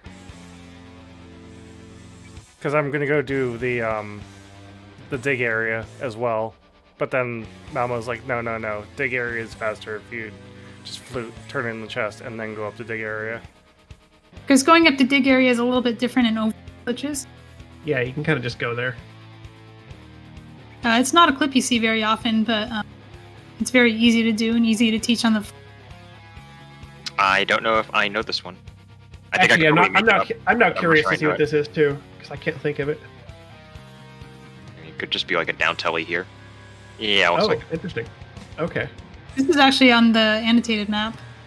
I put it there and then never used it, and was wondering if it actually made sense to put it on the map, because when are you ever gonna? Well, we found the seed where you do this. I've been using that map a little bit here and there to kind of just like what's this trick that they put right here? Like, oh, that sounds cool. Yeah, I think I could have made that up on the fly if I needed it. Yeah, if you dash straight up from that teleport spot, you'll hop back down again, so you have to move a little the transition. I'm not sure why I remember it when it's been months since I've tried it, but Yep, and I quick swap from my shovel back to my flute. and then it Just goes trying on to a get- walk for some reason. And it's like, just flute to 6. You have a flute. You have the mitts. You're going to Meyer. Okay, so actually this is funny. So you go to Meyer with flute. We don't have flute, so we just run there. Okay, so someone at this else point, reminding me. we have exactly one location left. Mm-hmm. Mhm. Oh, you're learning a clip. So you can clip onto this. This is not how I do it. Okay, good. Yeah, over here. Yeah, Espeon's reminding me that, oh yeah, you can just do this. And again, fumbling, but don't worry about it. This is again me just being fumbly with my grip changes today. Yeah. One of these days, you're gonna do it while having I'll do it Like, while having a flute out or almost- something. Yeah, almost medallion or something. yeah. Like this is what I get. You get bamboozled, as Krelvel almost said there. You cannot hook shot with. No, you cannot hookshot Wizrobes, unfortunately. It looks like you can because they're so squishy. Yeah. You'd think of all the things that hookshot auto kill Wizrobes should be on that list, because they have literally like one hit point. Anything that does damage to them kills them. I think they have 2, but yeah. Oh, is it 2? Oh, well, still. Yeah, but is there anything that does one hit point of damage in the game? Boomerang to Armor Knights. Yes. Ah, Special case, but yeah. Actually, is it also boomerang to Stalfos Knights, or is that too? Or Or that just should be one Stalfos? also. Yeah. Yeah, because I know you can kill like a red Stalfos in like 4 boomerang shots. Boomerang generally does 1 damage. Fighter Sword generally does 2 damage. Yeah, that's right. I mean, if Boomerang actually deals damage to something, which is not particularly common. big if. There's not a big list of things that hurts. I think the small Stalfos too take damage from the boomerang. Yes, At least they they do. appear to. They do. They don't get stunned. Oh yeah, so we got Demigod Mire. This was an actual Godmire. This was small key. Oh, I guess it's the. I'm thinking of Gachi. Yeah, not what. Of course, once again, getting the quick Mire key layout when you don't need it, because you're still hunting for Fire Rod. So, were you expecting the flippers to be the item you found, or were you expecting a Fire Rod? I mean, I was not expecting. I was expecting either. I was expecting one. It doesn't really matter which one. Yeah, because it was. I mean, it's either going to be like Fire Rod, then we go to TR, or back of Skull Woods to find flippers. But flippers are better, so I was hoping for flippers. Yes, because Fire Rod is like 3 different spots, but flippers is just 1 spot, which is Swamp Palace. It only opens Swamp, which is really nice. So we know for sure now that we're going to go like down to Swamp Palace, and it's the only place we can find Fire Rod. So, spoilers now, because it's the only place you can find Fire Rod. It's pretty obvious. I mean, we've checked everything else. If you're paying attention, you know there's like, this is all we got left, yeah. We already said we were last locationing the flippers anyway, so. And if you have seen, we've already full cleared all except for the... Yep. I still stand by our decision not to go back in, although I don't stand by some other things we did. There's always hindsight, though. Yeah, this is what I was talking about with if we had only cleared or full cleared Swamp when we were in there, and then we had gotten that Red Cane when we had gotten it. Looking at our times, this would have been a very different seed as far as who won. Oh yeah. Leaning on the flippers actually makes a lot of sense. If it had been 2, we would have gone back in. We had a whole debate going through how much will it take to put us back inside Swamp. I would have pushed flippers as hard as possible if I got them. Yeah, that makes a lot of sense. And in Overworld Glitches, there's only so much you can push with flippers. Crowball is saying this is an unusually large amount of...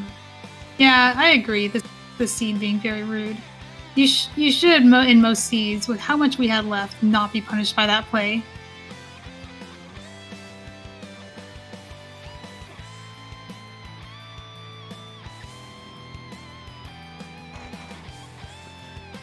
Yeah, so we're going to be looking for Fire Rod for some time, and we're going to be looking for it in every other location because we don't want that swamp to be a Fire Rod.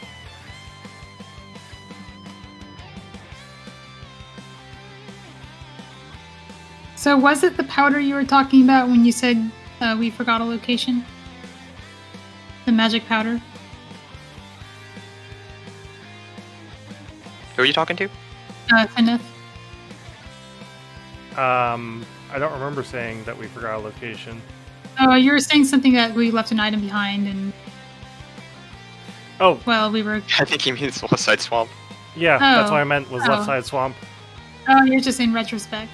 Yeah, in retrospect, Left Side Swamp. If we had gotten it when we were there, we would have won the seed. Oh, absolutely. That's what I meant when we were looking at Red Cane and getting it, because I looked at our time and we were at 135, and I was like, man, the amount of time that we could have just done. Oh, you're saying that's the time we would have been in go mode. Yeah. And we hadn't done ice yet. Like, we would have go moded ice. Mm-hmm. Go mode Ice, go mode Mire, go mode Yeah, TR. Mire was actually a go mode. TR would have been go mode as well. We hadn't been there. Yeah. Cane would have been our go mode. Yeah. Yeah. That's why I was looking at that going, oh man, realizing that if we had just done Left Side Swamp, Red Cane would have been our go mode with 3 dungeons left. This makes me cry. Everybody in this tournament seems to have learned Diver Down from Andy. I mean, I'm not gonna tell someone not to do the method that they know how to do in the middle of a race. This doesn't work with bombs. and there's times when you're in here with bombs, so you should at least try and learn the other methods. Bombs. Yeah, we ended up being in here with bombs instead of with red cane. And maybe we would have done left side swamp if we had diver down at our disposal, but I had checked in with Cinaeth, and that was not an option for us. Yeah, it's like I was telling you, but like if I had been in the situation earlier, when I'd been in the swamp earlier, if we'd done the crazy like cognizant play of finding the flippers, I would have full cleared swamp in this. It was that earlier, like 100%. So like that's the god route is you pick up on pendant landmo somehow, and you full clear swamp, and then you're just like ahead automatically. Mm-hmm.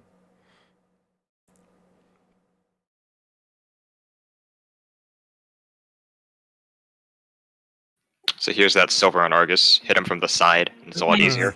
Yeah, that vertical hitbox is really generous compared to doing it from the top or bottom. Mm-hmm. Also, we just like rushed the back because we were one item from go mode. So we were like, well, it's probably just in the back there. And then no, go back in the dungeon, go to the left side to get exactly one item, the very last item possible in the entire game. Yeah, it's here. It's pretty common to do this though, where you like semi-go mode the dungeon because it's a required crystal. You're gonna kill the boss anyway, and you might just find the item you need on the way back. So, yeah. When you know you're gonna full clear swamp and you're one item from go mode, I've even seen people skip that bombable chest, skip the chest below the big, because you can save a lot of time just finding it back. Yeah, I mean that one. You're gonna re-enter that one, but I get why people do it. You're going to re-enter anyway. You save a screen transition and waiting for the bomb to explode. You can dash straight down.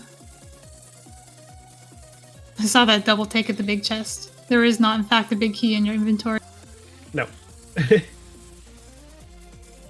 And I guess what's funny is when I normally do seeds by myself, I'm usually the one that's like, no, I'm going to full clear swamp because left side swamp usually has something nice in it. Even if it doesn't, it's one of those things that... Yeah. Pendant Lammo always has something. Pendant Meyer always has something. Mm-hmm. Hammerless Pod always has something. Mm-hmm. You've played enough to get screwed enough times, you're just going to full clear every game. Yeah, pretty much. You have to make your choices somewhere. You can't just full clear every game unless you have such a strong opponent that you feel like you can get away with it. Mm-hmm. That's how these strong runners kind of win so consistently, is even when they last location something, they can still often do it faster because they were able to do it efficiently.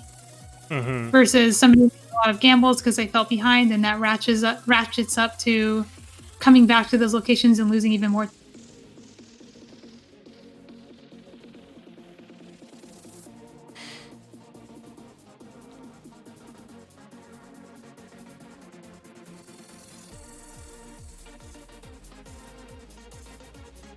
That was the first time I had seen a select buffered icebreaker. And there it is, the fire rod in the left side swamp. Surprise! Totally not spoiled at the very beginning. There it is. We found it! Yay! Yay!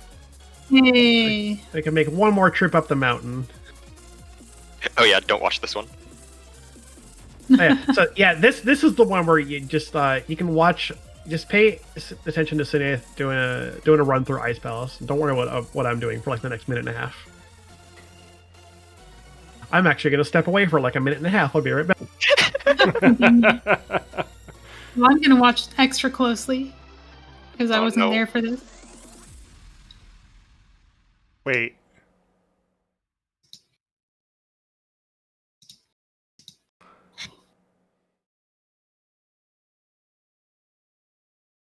So Adilor here presses right by accident, and it turns out that you can't do the buffer like that. Nope. So now we're stuck. Mm-hmm. Well, this is foreshadowing for what Cinaeth does. Oh no. It's mirror wrap attempt. Okay, Cinaeth is learning a bomb jump on the fly.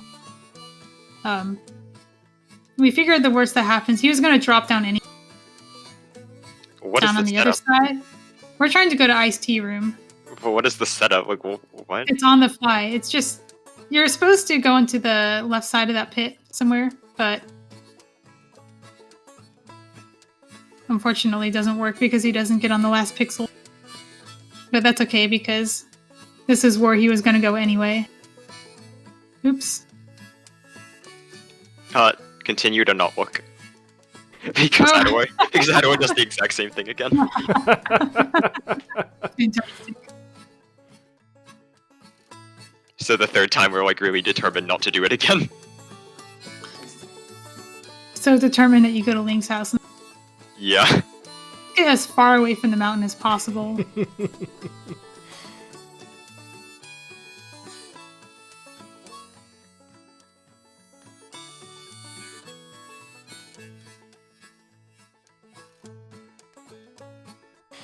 Don't you know that you reset the mountain by going to Link's house?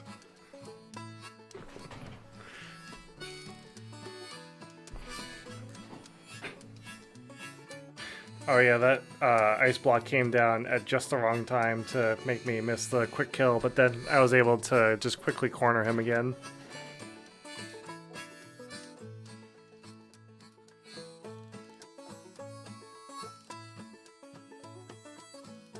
Here you go.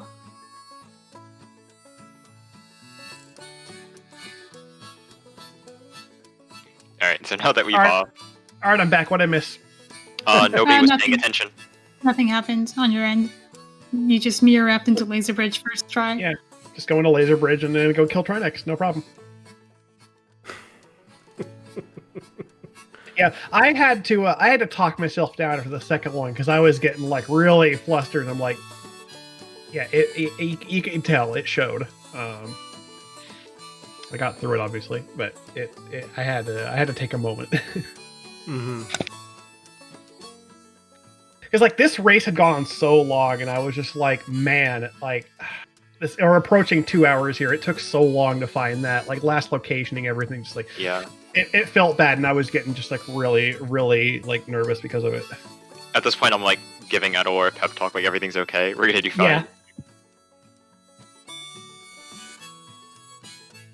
Yeah, I don't think I had known that you had won until we were at like 210. Mm-hmm. I honestly prefer not to know. Like, I never look at like the race room or anything until I'm pulling up literally to click the button. Like Ganon's exploding, that's when I look at the race room. Mm-hmm. Otherwise, I have it completely minimized because I don't want to know whether my opponent's done. Oh yeah, and so I'm making a Turtle Rock play to go look for Fire Rod now. But this is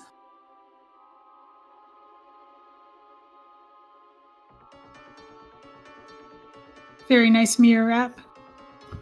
First try. Shush. so just to reiterate a little bit, like I think because Malmo, I think you do it with different inputs, don't you? You do like one roll and then like a down and then a left or something like that.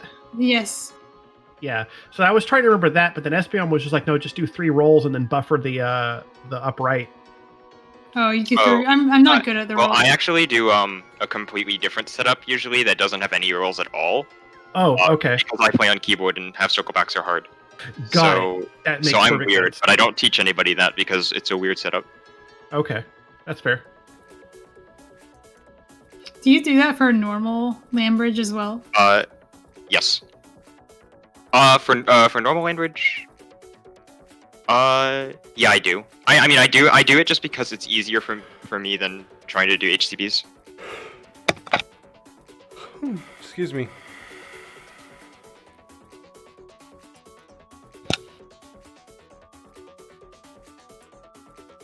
Now I've got 7 crystals. Ganon's tower has been cleaned. Let's go fight Ganon himself.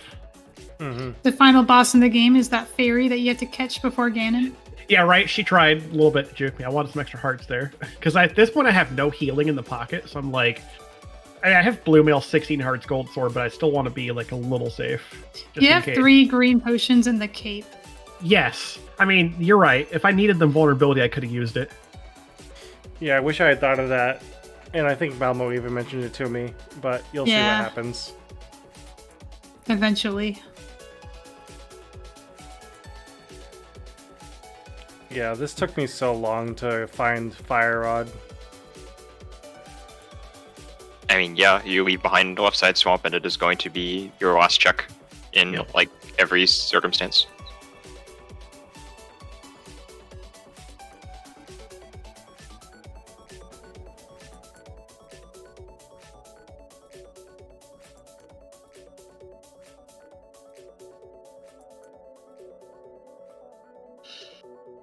Yeah, that is one thing that's really nice about this format, Krebel, that I have to agree with. Yeah, it feels like fast Ganon because you've used... Even though while you're fighting Aghanim 2, it feels like you should be finishing the game. And it's a little sad when you cannot drop down the hole and immediately kill. Yeah. Yeah, it's an 8 crystal seed. Exactly. Mm-hmm. GG, Adilor. GG, Adilor. You're going to be playing We subdued. Yeah. It's sub 2 on this one. Yay! You're going to be playing against another Frankensprite next round. Oh yeah, Krelbel's up next for next week. That's going to be a battle. I think Krelbel definitely has a really good shot at taking me down. Yeah, like I said, I went into this race hearing how good you were, just execution-wise, and your glitch knowledge is definitely there. So I knew that coming into this race, I wasn't going to come out first place. But, I mean, with the decisions that we made early on, man, left side swamp. You almost could have. You really could have. Just go to left side swamp, and there you go. Yep, left side swamp was it. Well, that weekly also was a weekly that barely played like an OWG at all. It had like one DMA, I think, or one DMD maybe, and then it was just like completely no glitches after that. So you can't really use that weekly as evidence. It's funny. That's what all the people who are new to glitches said about this, and the people who aren't new to glitches didn't even notice. Yeah, you barely needed any overworld glitches. You don't notice those things when you're using them anyway. No, that one you had to like clip into mire, like that was because like the flute was in mire. I think that was it. Oh no, you got to do one down teleport. Yeah, like that was the only overworld glitch thing you had to do. I'm sure you could have done some other things for routing, but like, yeah. No, you're not opening the front of Turtle Rock. That's like the interesting thing. When you play enough of these, you like fundamentally think about the game and playing the game in a different way. It's like the way I actually play in Overworld Glitches and No Glitches Seeds is just like slightly different. The way I like prioritize certain things and route differently just because I have different things accessible to me.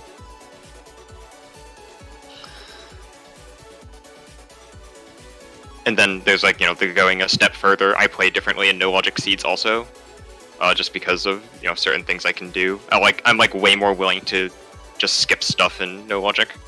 Because there's like a very small chance that I actually care about it. Mm-hmm.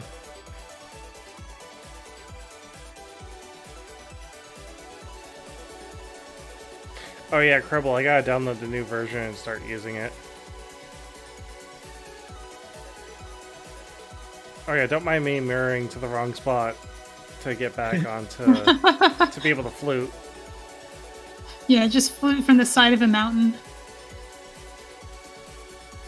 Whoops.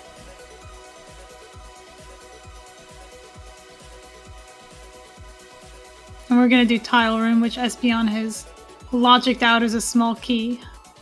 I was pretty sure it was a small key as well, but like at that point it was left side swamp we had already lost. We wanted to get it out of the way.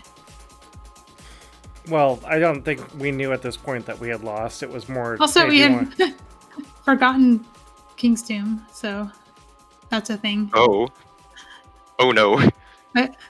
Yeah, completely slipped our minds. At least it slipped my mind. Cinaeth was just like, oh yeah, and also King's Tomb. I'm like, what do you mean we haven't done King's Tomb yet? Yeah, I've started favoring if you like to try and do King's Tomb before Graveyard Dredge, if you're not doing Graveyard Dredge Rush. Like if you already have bombs and you don't need more bombs, you just go to King's Tomb instead. That's actually the reason I thought we had done that, because that was my exact suggestion when we came up here with 10 bombs. And I said, oh, just do King's Tomb instead. And he ends up going to Hera, which kind of cross wires in my brain, making me think we had done King's Tomb already. Mm-hmm. But instead, we're going to get the key out of tile room because it's very important. Is that armor on the pedestal? Yes, it is. Oh, I didn't notice that. I wasn't paying attention to the text. That That's is cute. the one inventory item that we did not obtain this seed is armor on ped. The red mail, yeah. Oh, and we saw the red bloomerang. We opted not to pick it up. Oh yeah, the two. Like if you look at our tracker, we have everything. Yeah.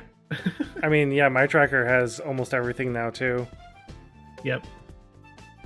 The only thing I'm missing is my red rod. All 4 bottles, both arrows, mushroom turned in, shovel turned in. I don't think we turned in powder, but We knew it was out of logic because there were 2 small keys in front of Turtle Rock, blocked by the fire rod, and powder was on Laser Bridge. mm-hmm.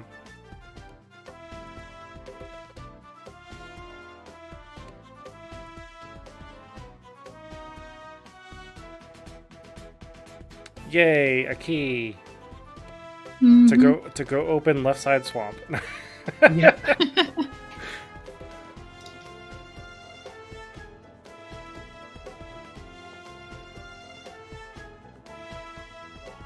You played with key drop shuffle, it could be. Oh yeah, playing key sanity or key drop shuffle. Or just in key. I had in last night's multi-world, I was playing with full key sanity, a key drop shuffle. I had to go. I got it like my last castle key out of the back of swamp, like the last pot. I had to go into castle to the cell chest to get my last swamp key to go back to fight the boss. No. It It's was like kind of gross. it's like the terrible situation that I was only dreaming of. I love key drop shuffle though. It's honestly a lot of fun. I hope it becomes like popular enough that it becomes like a main website mode. Well, I mean, You can Door roll on those Rando is It's very in much it's in being door code, used. yeah. I mean, like the past 2 festives have both been door randomizer in some capacity, so I Yeah. really think that we are getting close to like a website deployment version. Oh, absolutely, yeah. I'm looking forward to it. I need to catch up on my festives. I think I'm like 3 or 4 days behind now. Yeah, start rolling those festives now if you haven't, so you have them in storage and can just share them. Well, no, That is this not not how how this this fest- festive works. and this one's different. There's one It's not- seed. It's not random. There's one seed that everybody rolls, that everybody downloads from the site. It's a single seed with 25 codes that you input as your save file. Each code will give you a unique dungeon that is the same for everybody who plays it. So everybody plays the same day one. Everybody. It's basically like 25 little plandos. Yeah, it's a really good way to put it. It's they call it the Advent Calendar. Because they Very- are all door shuffle. It is very fun. And they're short. Yeah, go check it out. You can go to ALTTPR.com and click the little festive randomizer button at the top, and you'll see what we're talking about. And if you're like way behind, don't worry because the codes will stick around the website, and you can play them all and catch up. If you really just want to catch up on the story of the festive, the story is posted there, but it's 2 days behind. So if you want the Dude, current there's happenings, lore. you have to play them. There's the lore, it's great. Yeah, no, there's actually like a running story to this whole thing. It's great. So what big you're props saying to the is- to the What you're saying is I need to go get all 25 links and put them into a document somewhere. No, it's one link, and all of the file codes are all on that permalink page. So you actually only need the one link, and you can play this festive forever. Yep. You keep the same ROM and you play it with all the different level file select codes, and it unlocks a different dungeon for each one. And every time they release a bug fix, you just re-download the seed and save it over your old one, and it'll still recognize your. Yeah. If and in particular, it's really great because like they're all little dungeon shuffled things. So like if you've never played Doors but you're really interested in it, you want to check it out. Like these are a great intro for Doors because they're not like sprawling big random complex things. Like most of them are just like they're handcrafted. So like they're intuitive. One of them is like a giant mess. Well, one of them most is. of them are But nice. I liked that one though because I like Doors a lot. I spent like 5 minutes in that one running around trying to find a crystal switch. Yeah, that one's great because it introduces you to what doors can do with switches and the logic with them. It's you have to Basically, keep track. It's like doing Intended Ice Palace, but it happens organically. Yeah, basically, yeah. Or when the German community, like big props to the German community for coming up with putting all this together, because it's like they're the masterminds behind it. This is easily one of the best festives that the Rando devs have put out. And they somehow crammed it all into a 2 meg ROM. I don't know how they did it, but they sure did. Is it 2 megs? It's a 2 meg ROM. Yeah. Oh my goodness, Wow. that is impressive. I don't know how they did it. Actually, like about a week and a half ago or so, I was booting up a stream and doing a few festivals back to back a few days, and Cinaeth popped in briefly, and I was like, I don't know how they did it, but props to them. He just said very carefully. I mean, So here's your fire rod. yep, there's my Fire go on. mode. And you're in go mode. Yay! Hey, Yay. we're going to save and quit. Espeon was when we were getting there. He was saying, I really hope that it's like the big key and the fire rod's in the big chest, just to make it like the worst possible. Mm-hmm. Yeah, One 'cause of the it reasons- doesn't really matter. One of the reasons we didn't want to go back in there is exactly that situation. We're Yeah. around for the chest because we didn't have the big key yet. I think even having the big key would sway my mind. Dude, Yeah, I mean that big key was entirely vanilla. that's an awful configuration for left side small. Or was it self-locked? It We was don't one of know. the No one two. checked. Yeah, I guess we don't know. So whatever. So we get to see another first try mirror wrap from Cinaeth. Wait, do we? I don't remember. You'll see. Yeah, inverted ice rod hunt seed, definitely. Shout out to other Tom for guessing the wrong. Oh yeah, that was funny. It's like, fire rod. No, he guesses ice rod, and it's like, not exactly. All right, first try. Nope, you cannot mirror wrap here. What is? Yep. Oh, okay. I mean, you jump down. So That's I'm trying to teach him how to recover from this, but he just says, Ooh, "Nope, you I'm do just going to the, mirror wrap right here." I said, "No, you you do the- can't do." You're in the high one. Yeah, you can do this. No, not where he's going. Oh no, this doesn't work. Yeah. Oh no. That's too There's high. a really isn't it? low one you can do that requires specific inputs. That's a little hard to teach on the fly. Yeah, you can see to the that's point too where high. you kind of just want to jump down and start. I and mean, if just that do the happened, safe one. I think I would teach the low one, honestly. That's hard because you have to remember which. I don't remember the inputs for recovering from low anymore. It's tap down, tap left. Yeah, see, I don't know that. I haven't done it in like months. Did you not? Oh, I guess because I like that one is like the one that we used for a very long time because we didn't have this new mirror wrap setup until the All Dungeons tournament this year. Yes. So we for a very long time did like the old one, and so like I everyone knows. learned that first. I learned the old one, but it's just been a long time since I've done it, and I haven't taught it to anyone because why would I? It's like teaching classic DMA or the old squirrelless. And I think this is the point I where think it's still nice to know the old DMA. Mhm. I think this is also the point where I had started looking at the race room and I had found out that Adilor had beaten me. Yeah, I had been keeping quiet about that the whole time. I try least to you're not- respect Yeah. the race room watchers and the race room non-watchers because I Yeah, know at least there are you're people. you're not that far off at this point, though. Mm-hmm. We're just doing Trinex and then Ganon. Yep. Yeah, and we'll see how that goes.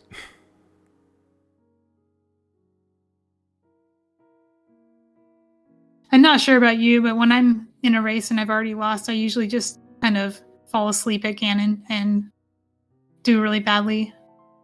That usually doesn't happen to me. I usually still try really hard on Ganon because I don't know. I mean, I start memeing really hard. Ganon. Like if I'm in Cinaeth's position right now, what I do is I kill Trinex's heads using only the fire rod and ice rod, and then I do river clip to Ganon. River Clip. Oh jeez. Okay. Yeah, I just like start memeing around because it doesn't matter anymore. I'll usually like walk to Ganon Oh god. if if I've already lost. I mean, I'm not gonna waste people's time. I'm just gonna do stupid stuff. Oh yeah, not on The goal restream. is to show off as much as possible. Is walking from Meyer actually slower than using the portal though? Oh, walking from Meyer. Like walking from Meyer to Ganon, because you get to keep... It can't be that much slower. Oh, you know what? You know what is a good meme after this? You map wrap to Skullwoods and finish it in Pole Pedestal. Oh, okay. Yeah. There you go. Get the armor for Ganon. That is a blatant disrespect for your viewers' time, though. Oh yeah, no, that one is like specifically not good. That one you pull pet and then you forfeit. You don't fight There you Ganon go. after, because then it's the same time. Yeah. There you go. You don't actually lose any time over just fighting Ganon the boring way. Like, I choose my victory over here instead. This was a ped seed, right? Yeah. We're just killing Trinex for fun. Let's go fight Aga 1 now. It's all dungeon. You gotta get that free refill for it before Ganon, right? Surely Mothula has progression on it. I mean, all the other did.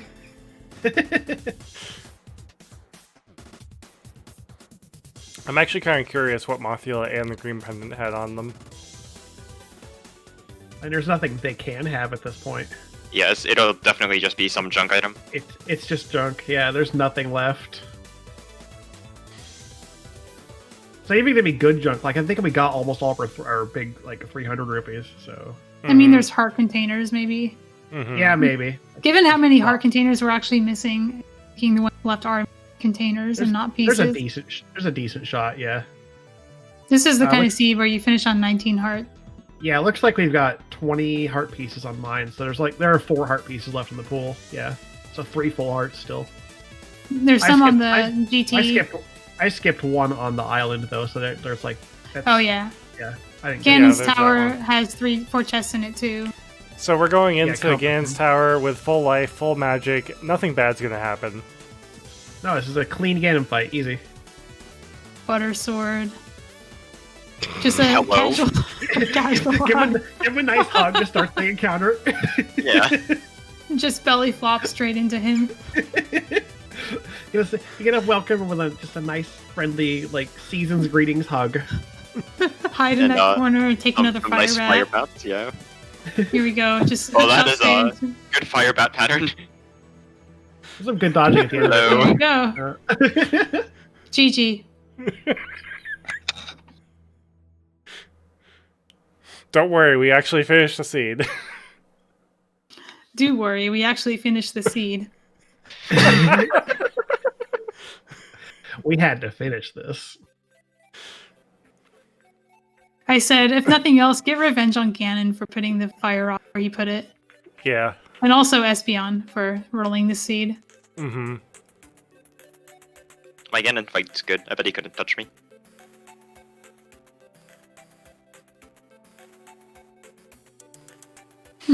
Nope. Yeah, I was like, no more hugs for you. Because a hug would kill you there.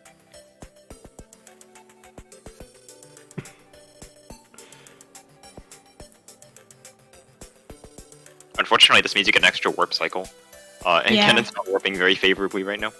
Yeah. Even on the default RNG for him, he still had a lot of extra teleports. We didn't find that out. Yeah, my fight. I mean, I just took care of one and done, but he still had several extra teleports. Ganon teleports once for every time you teleport. That's just the way it is.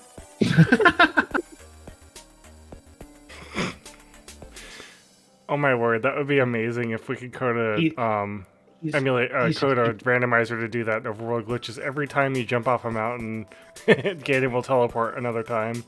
Every time you enter Tower of Hera. He's keeping track every time you do something that you're not supposed to do by his rules. It's like, ugh. I tried to put these items in special spots where you didn't find them. One more coin for the cheat jar. Yeah, exactly. Cinaeth, I man. hope you're listening so you can make this happen. I really want to see a Hera entry counter for glitches. So, yep, 20 minutes later. Oh, that is rough. That's It the is race. What a seed. Of course, I feel like I've said that 20 times this turn. What a seed. Yeah, this, I mean, again, oh man, there are so many things I'm looking back, 2020 vision, you know, just trying to think of that 130 red cane. If we had just done left side swamp, that would have been such a different race.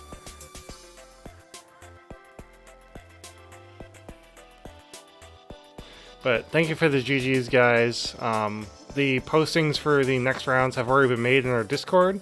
Once again, this has been Cinaeth, sitting in with these 3 other guys here, and gals, if you all want to go around. I've been Adilor. And I've been Espeon. And I am Malmo. And thank you so much for watching. Yeah, thank you for watching, everyone, and have a good night.